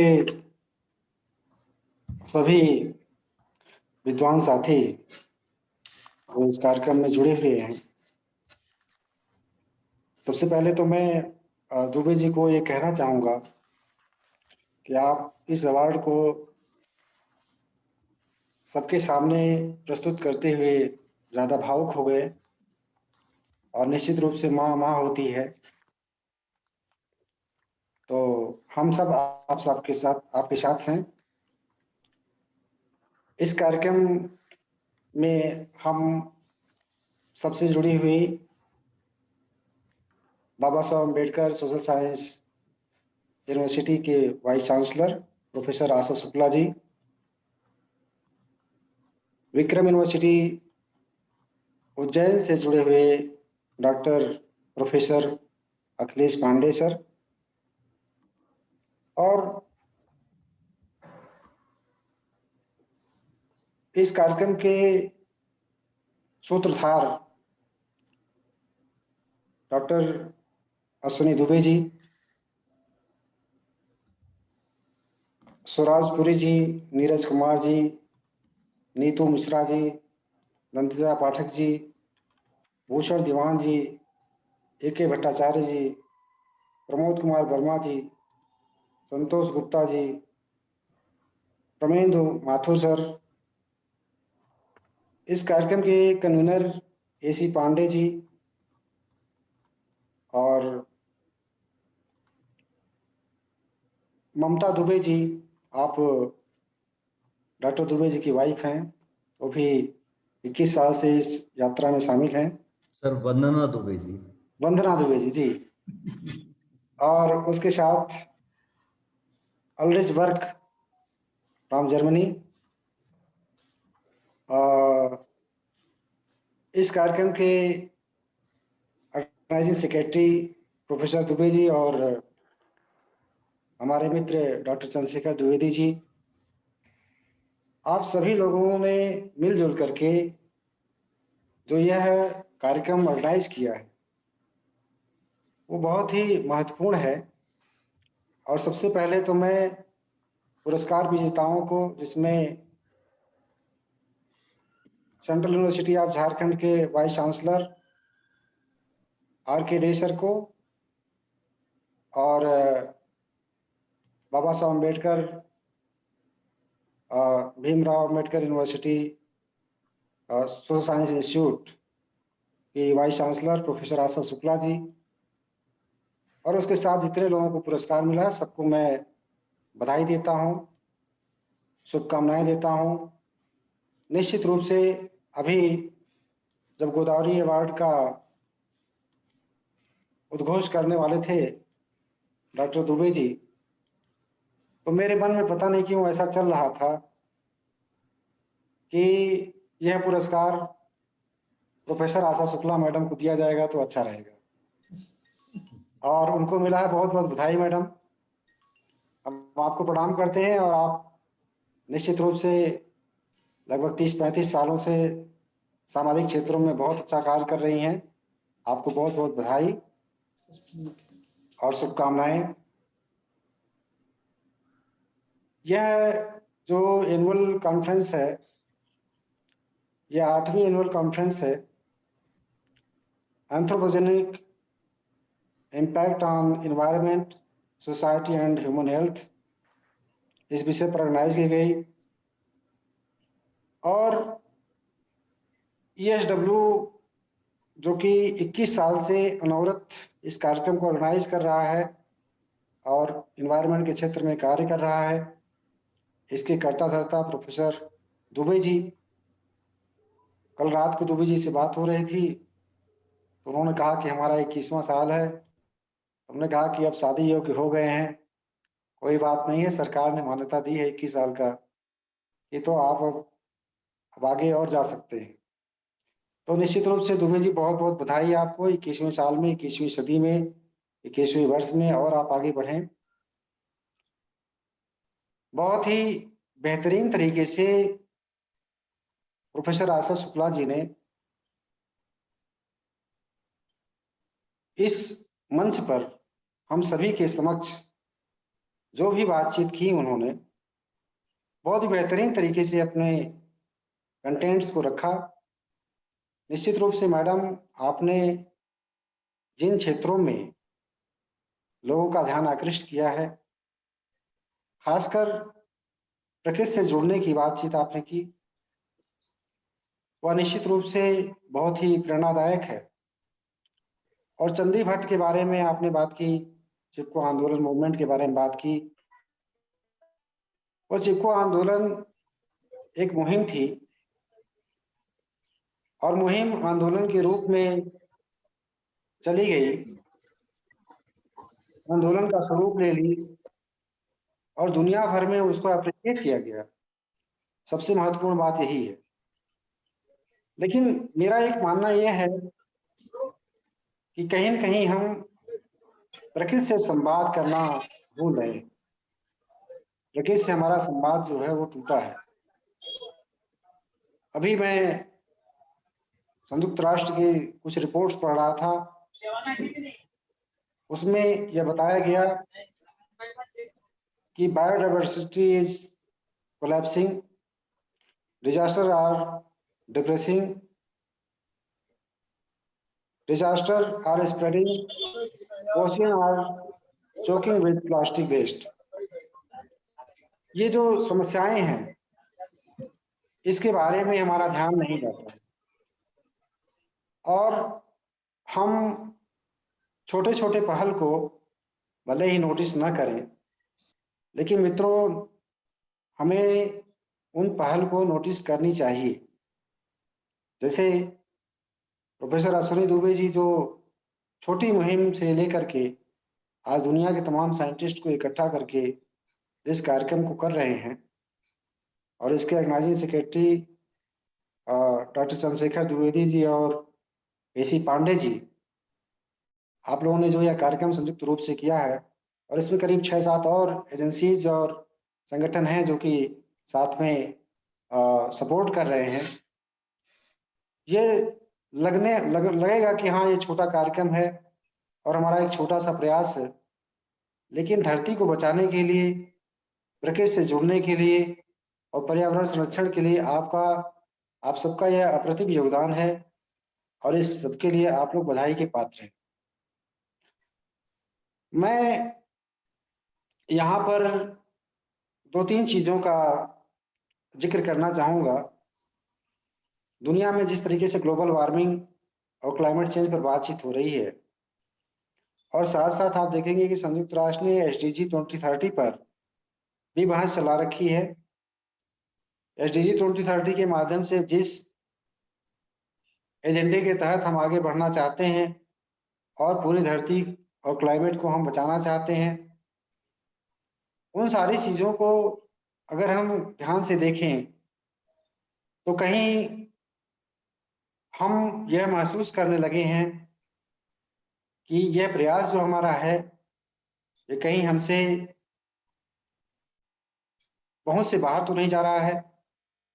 उसकी वजह है, आप देखेंगे कि 9 million people जो है वो पोल्यूशन से प्रत्येक वर्ष अफेक्टेड होते हैं। हमारी जो हेल्थ है वो बहुत बुरी तरीके से प्रभावित हुई है, और उसके कारण जो अभी प्रोफेसर आशा शुक्ला मैडम ने जिस ओर इशारा किया कि हमारी जो ग्रीड है, हमारी तृष्णा जो है, वो कहीं न कहीं उस पर वो प्रभावित कर रही है। प्रोफेसर पांडे सर भी इस ओर इशारा कर रहे थे। लेकिन ये तृष्णा क्यों हो रही है? क्योंकि हमें उस तरीके के विज्ञापन दिखाए जा रहे हैं, हमारे मानसिकता को उस तरीके से डाइवर्ट किया जा रहा है। प्लास्टिक अगर इतनी दुरूह चीज है, बेकार चीज है, तो उसे हम क्यों नहीं प्रतिबंधित कर रहे हैं? और प्रतिबंधित केवल कुछ सीमाओं तक होगी तो प्रतिबंध उसको नहीं माना जाएगा। मैं ये मानता हूं कि इसके लिए कहीं न कहीं उत्तरदायी राज्य हैं, स्टेट्स। दुनिया भर में जो शांति और अमन की समस्याएं हैं, उसका भी कारण स्टेट्स है, और जितने भी प्लानिंग्स का इम्प्लीमेंटेशन नहीं हो पा रहा है, उसका भी कारण स्टेट्स है। तो मैं एक बात यहाँ जोड़ना चाहूंगा कि यदि रियो दी जेनेरियो से लेकर के इवन ईपी के जो प्रोग्राम्स हैं वो दुनिया भर में फैलाने की कोशिश हो रही है, तो उसके पीछे हम विफल होते चले जा रहे हैं कहीं न कहीं, और उसके कारण में जाएंगे तो आप ये पाएंगे कि जो स्टेट्स हैं वो अपनी भूमिका को सही तरीके से नहीं निभा पा रहे हैं। जो उन्हें करना चाहिए वो नहीं कर पा रहे हैं। और निश्चित रूप से जिस प्रकार से ये किसान आंदोलन हो रहा है ना, उस तरीके से हमारे बीच से एनवायरनमेंट के लिए आंदोलन या इम्प्लीमेंटेशन के लेवल पे आंदोलन नहीं हो पाता है। इसीलिए हम कह रहे हैं कि हमारा जो GNH है, जो GDP होती है, उसी तरीके से GNH होता है। हमारा हैप्पीनेस इंडेक्स जो है वो बहुत ही लोअर लेवल पर है। कुछ देशों ने इसे प्राप्त किया है क्योंकि वहां पर स्वच्छता पर बहुत ज्यादा बल दिया गया है, और हिंदुस्तान के बहुत सारे मुहिम को आप देखें, स्वच्छता के बड़े बड़े नारे तो दिए गए, लेकिन वो नारे ही नारे रह गए, उसका इम्प्लीमेंटेशन हमें ग्रास रूट लेवल पे नहीं दिखता है। आप इस गलतफहमी में न रहिए कि ये समस्या केवल भारत के लिए है। मैं दुनिया के तमाम थर्ड वर्ल्ड कंट्रीज की तरफ देखता हूँ, जब वहाँ के स्थितियों के बारे में समझता हूँ तो बहुत सोचता हूँ कि आखिर क्यों हमारा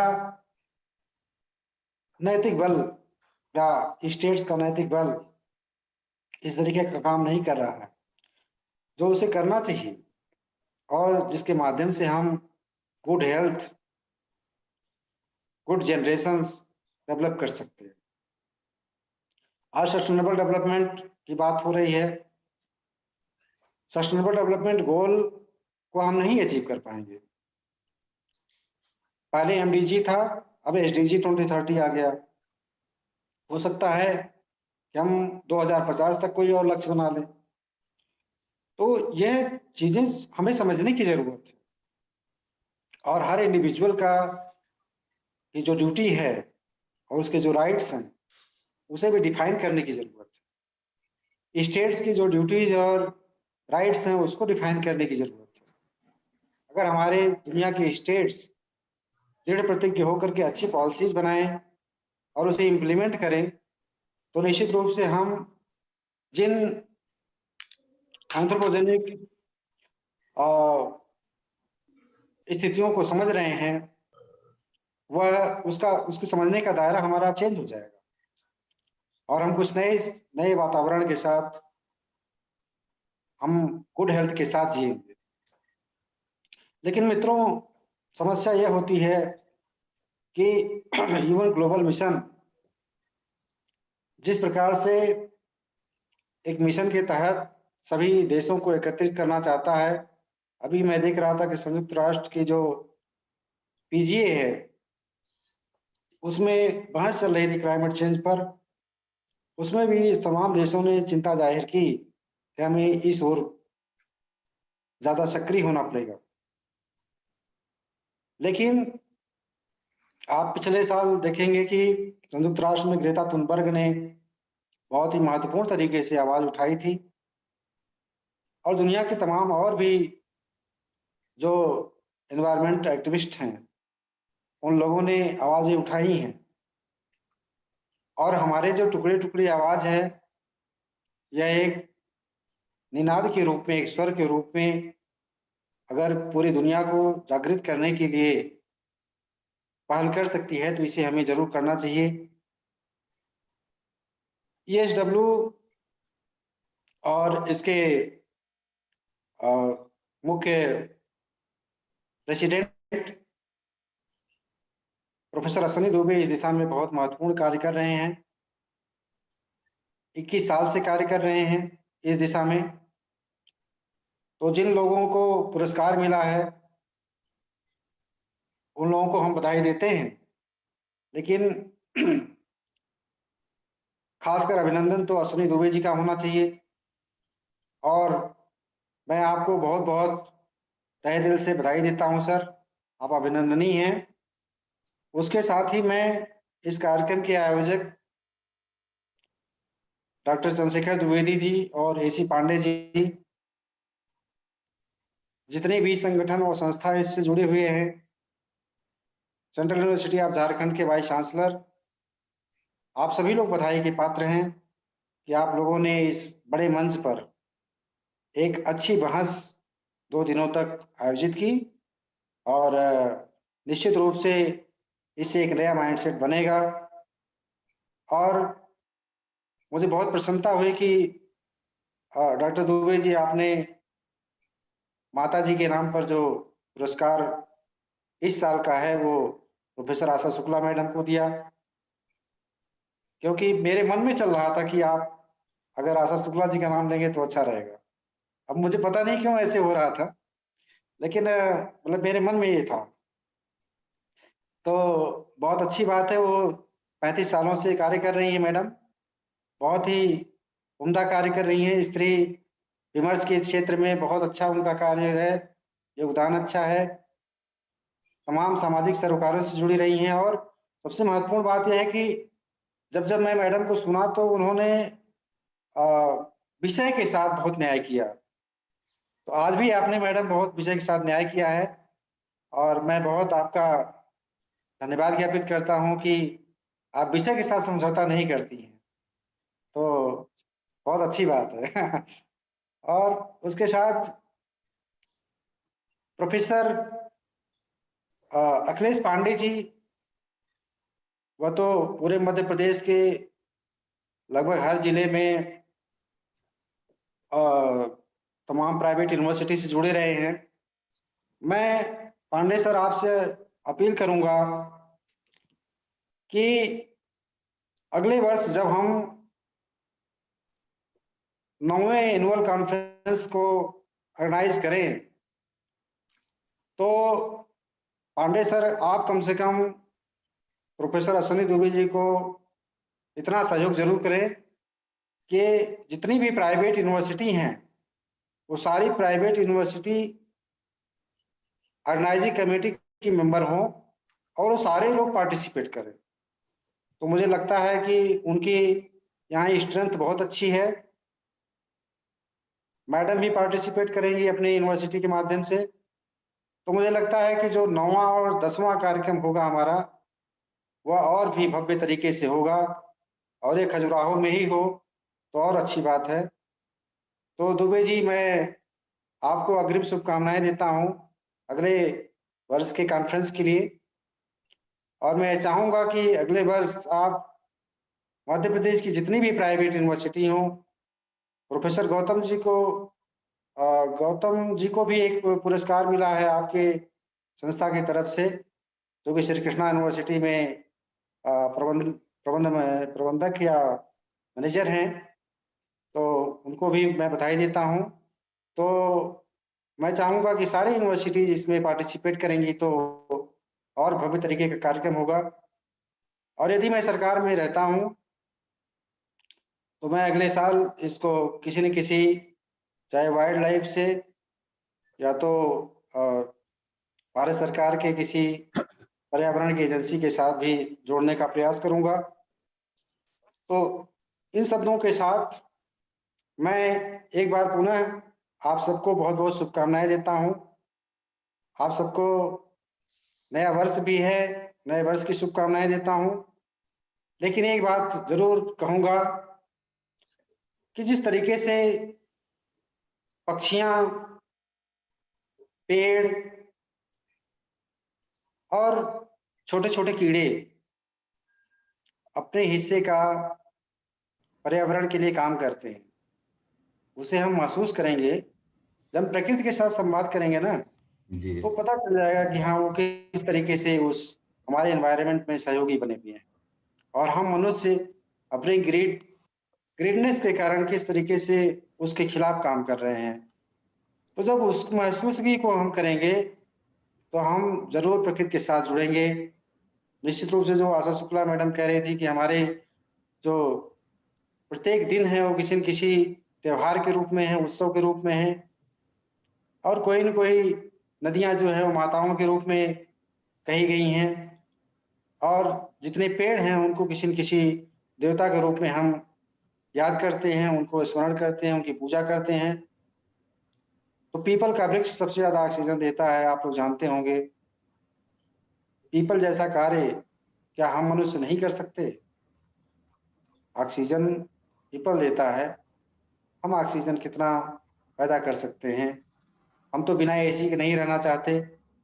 ये हमारी उपभोक्तावादी संस्कृति है। अगर हम उपभोक्तावादी संस्कृति से बचेंगे नहीं तो हम एनवायरनमेंट के खिलाफ कार्य कर रहे होंगे। इसलिए मित्रों, मैं इस पूरे कार्यक्रम के आयोजकों को बहुत बहुत बधाई देता हूं, शुभकामनाएं प्रेषित करता हूं, और मुझे यकीन है कि आप सभी लोग इस अवसर पर यह संकल्प लेंगे कि अपने अपने हिस्से की जो जिम्मेदारी है उसे निभाएंगे। SDG 2030, मिलेनियम गोल, ये सब नारे हैं, और इन नारों के साथ जो हमारी प्रासंगिकता बन सकती है उसको भी हम करें, लेकिन अपने स्तर से जो हम कर सकते हैं उसे जरूर करें। इन्हीं शब्दों के साथ मैं आप सबको बहुत बहुत धन्यवाद ज्ञापित करता हूं, बधाई देते हुए नमस्कार। Thank you very much, sir. This was president of our 8th Annual National Research Conference, and now I am requesting to Professor Asha Shukla, please say few words about National Amazing Godavari Memorial Award, and after that I am requesting to Dr. Sivesh Pratap Singh sir for vote of thanks. माननीय अश्विनी जी,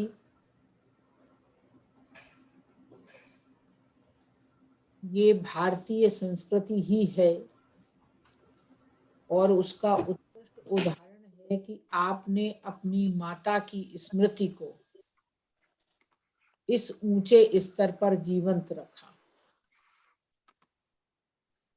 कि आपने उनके लिए एक अति विशिष्ट सम्मान की न केवल संकल्पना की, बल्कि 10 वर्ष आप उसको निर्वहन कर रहे हैं, दे रहे हैं। जब आप इस सम्मान के बारे में कुछ कह रहे थे तो आपके शब्दों के ऊपर आपके भाव थे,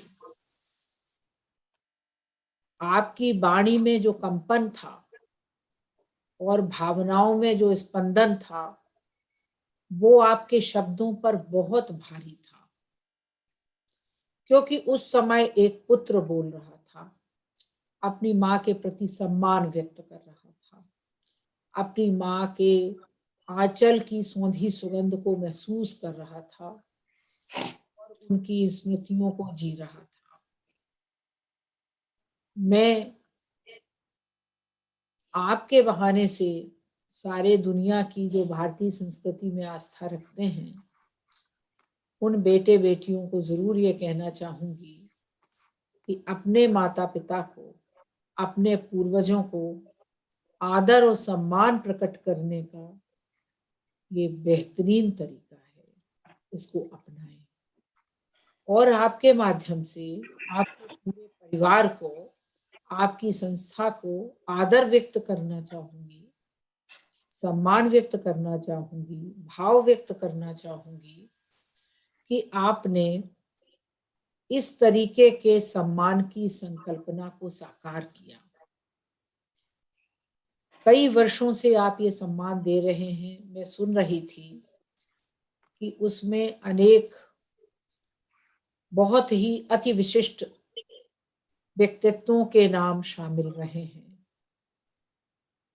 मैं नहीं जानती कि मेरा चयन आपने, आपके परिवार ने, आपकी संस्था ने, आपके साथियों ने क्यों किया, लेकिन मैं सिर्फ इतना जानती हूं कि अपनी माँ के बहाने से आपने दूसरी माता का सम्मान किया है, और इस सम्मान को और अधिक समृद्ध कर सकूं, समाज हित में काम कर सकूं, इसकी निरंतर चेष्टा होगी। इस सम्मान के कारण नहीं, आपका जो एक आत्मीय भाव निरंतर, जब से आपने मुझे आमंत्रित करने के लिए फोन किया, डॉक्टर चंद्रशेखर द्विवेदी जी ने फोन किया, और जिस आत्मीयता से हमारे कुछ निजी पारिवारिक संकट के बावजूद, दिक्कतों के बावजूद हम दोनों ही एक समय सीमा में साथ जुड़ सके, मिल सके, वो उसी भाव की ही परिणति थी। नहीं तो हम आप दोनों ही जानते हैं, आयोजन तो अक्सर होते हैं, लेकिन आयोजनों में वैचारिकता और आत्मीयता दोनों का होना उनको अति विशिष्ट बनाता है।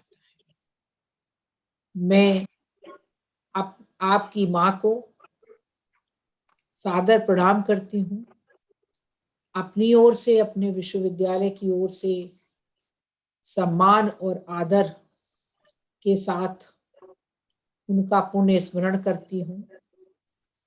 निश्चित तौर पर मैं आपसे और आपकी संस्था से निरंतर ही जुड़े रहूंगी, और आपने बंधन भी ऐसा बांधा है कि मेरे पास विकल्प भी नहीं है, मैं जुड़े ही, क्योंकि मैं भी एक भावुक व्यक्ति हूँ और मुझे अपनी वैचारिकता से ऊपर भावुकता अति प्रिय है। तो मैं उसी तरीके के संबंधों में विश्वास करती हूँ। इस सम्मान को और ज्यादा आगे बढ़ाऊं, इस वैचारिक यात्रा को और ज्यादा बढ़ाऊं, इसका प्रयास होगा। आप सबने मुझे इस योग्य समझा। आपकी समझ को और आपके विश्वास को प्रणाम करते हुए मैं अपनी वाणी को विराम देती हूँ, और ये विश्वास दिलाती हूँ कि इस सम्मान के उर्ण से अपने कर्तव्य बोध के साथ हमेशा जुड़ी रहूंगी। बहुत बहुत आभार, धन्यवाद। बहुत बहुत धन्यवाद मैडम। बहुत बधाई मैडम। सभी लोगों को। हमारे पास एक मैसेज आ रहा है, डॉक्टर नंदिता पाठक जी कुछ बात करना चाहती हैं। मैं उन्हें आमंत्रित करता हूं कि कृपया अपनी बात रखें। Doctor Nandita Pathak.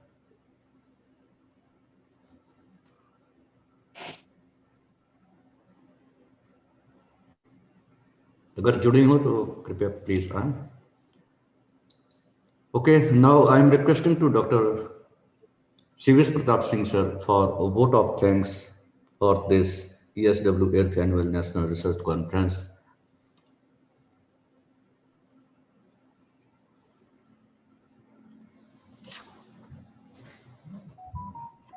Please unmute कर लें।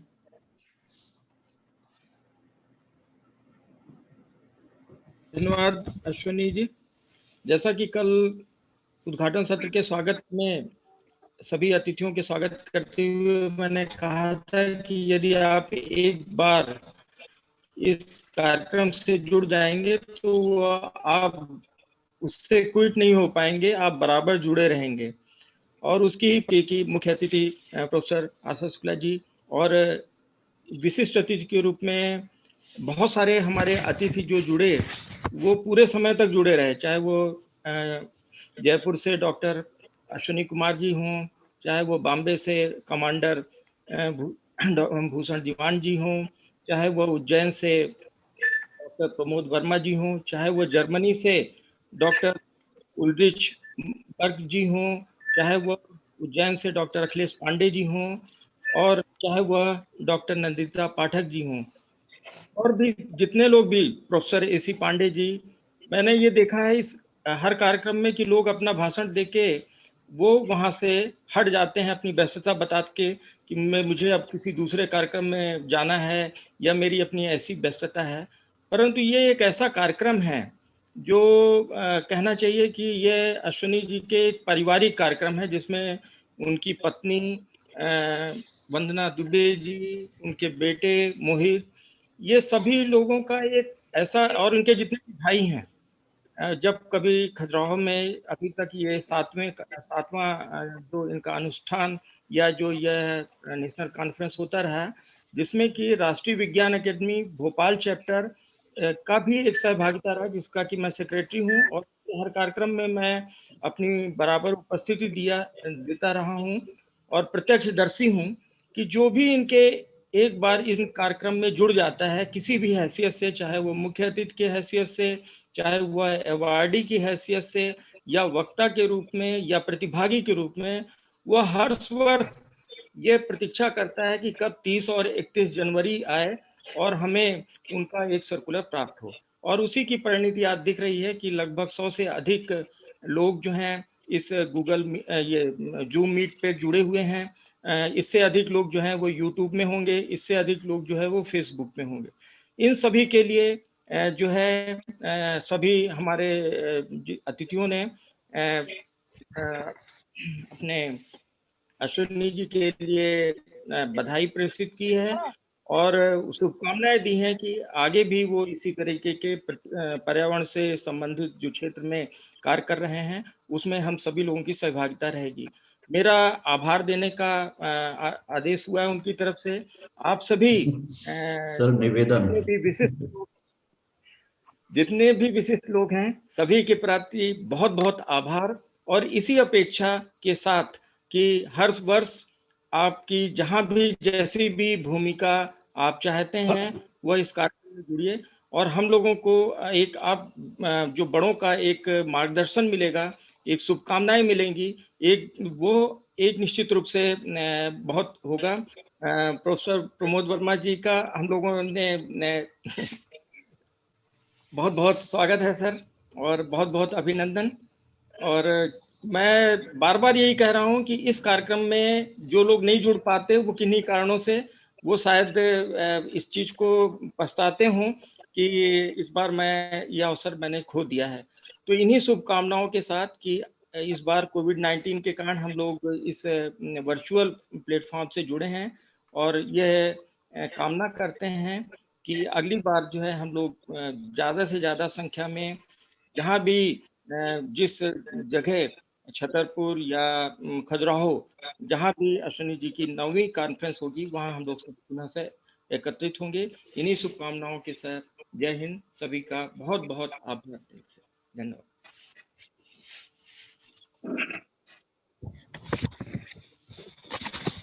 बधाई हो अश्विनी जी, बधाई आपको। बधाई सर, बहुत बहुत धन्यवाद। आप सभी लोगों को बहुत बहुत धन्यवाद। आशा जी, आपको बहुत बहुत बधाई। सर बहुत बहुत प्रणाम, बहुत सीखा। बहुत ही मार्मिक अवार्ड है। देखिए, ये मैं इससे गुजर चुका हूँ इसलिए कह रहा हूँ। बहुत मतलब आंख से आंसू आते ही इस अवार्ड को लेने में। सर बहुत बहुत बधाई।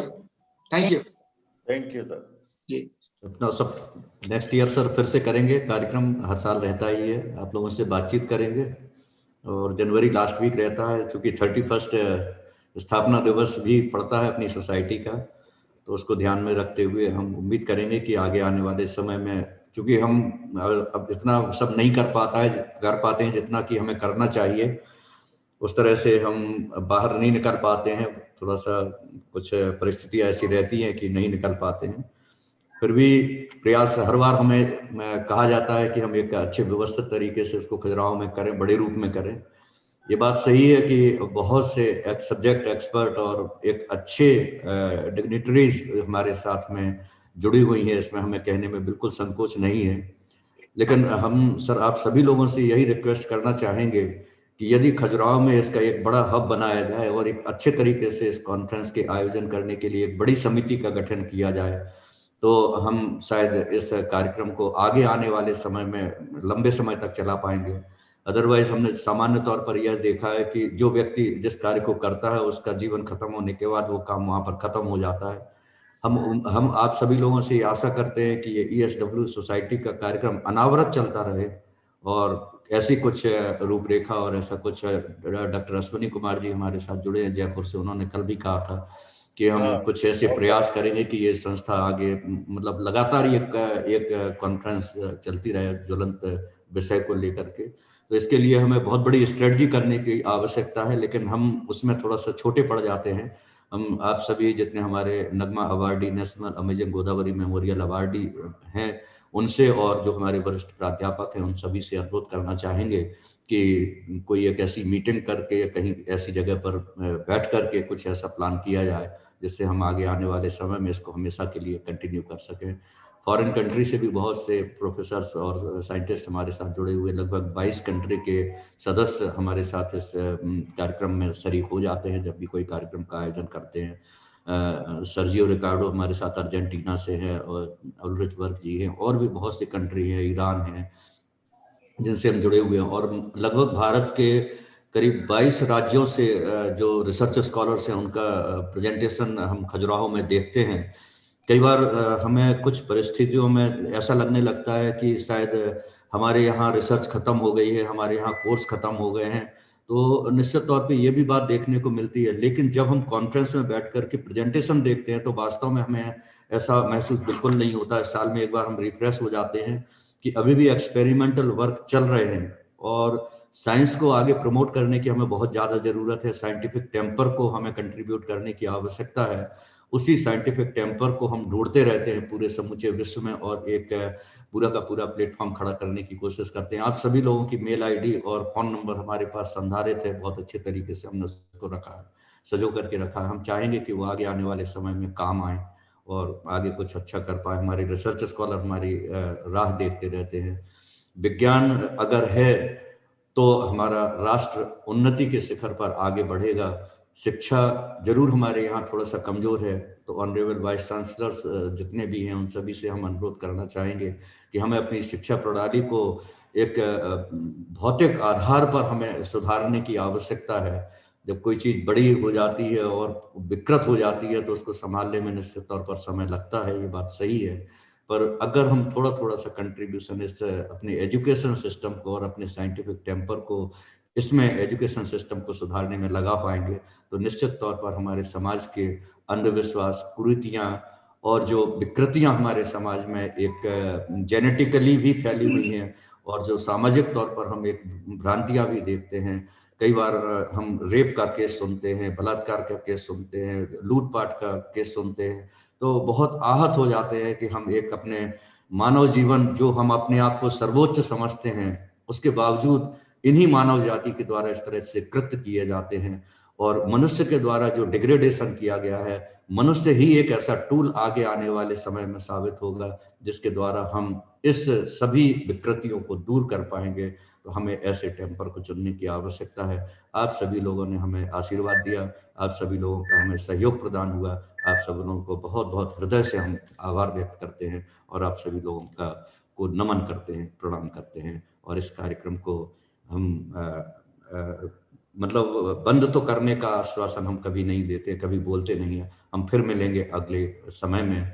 मुझसे देखी नहीं जाती है जुदाई, मुझसे देखी नहीं जाती है जुदाई, साख पर बैठे परिंदों को उड़ाऊं कैसे, साख पर बैठे परिंदों को उड़ाऊं कैसे। अगली बार फिर मिलते हैं। जय हिंद, जय भारत। और मोहित जी से अनुरोध है कि वंदे राष्ट्रगान के साथ इस कार्यक्रम का समापन करने की कृपा करें।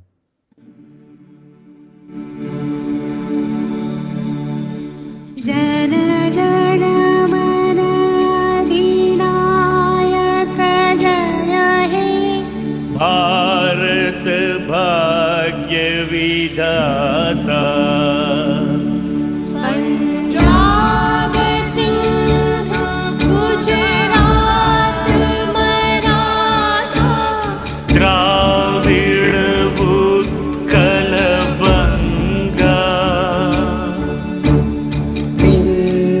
हिमाचल यमुना गंगा, उच्छल जलधि तरंग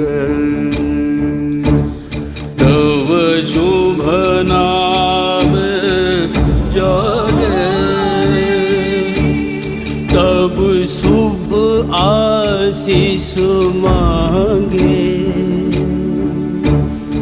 गाहे तव जय गाथा जन गण मंगलदायक जय हे भारत भाग्य विधाता जय हे जय हे जय हे जय जय जय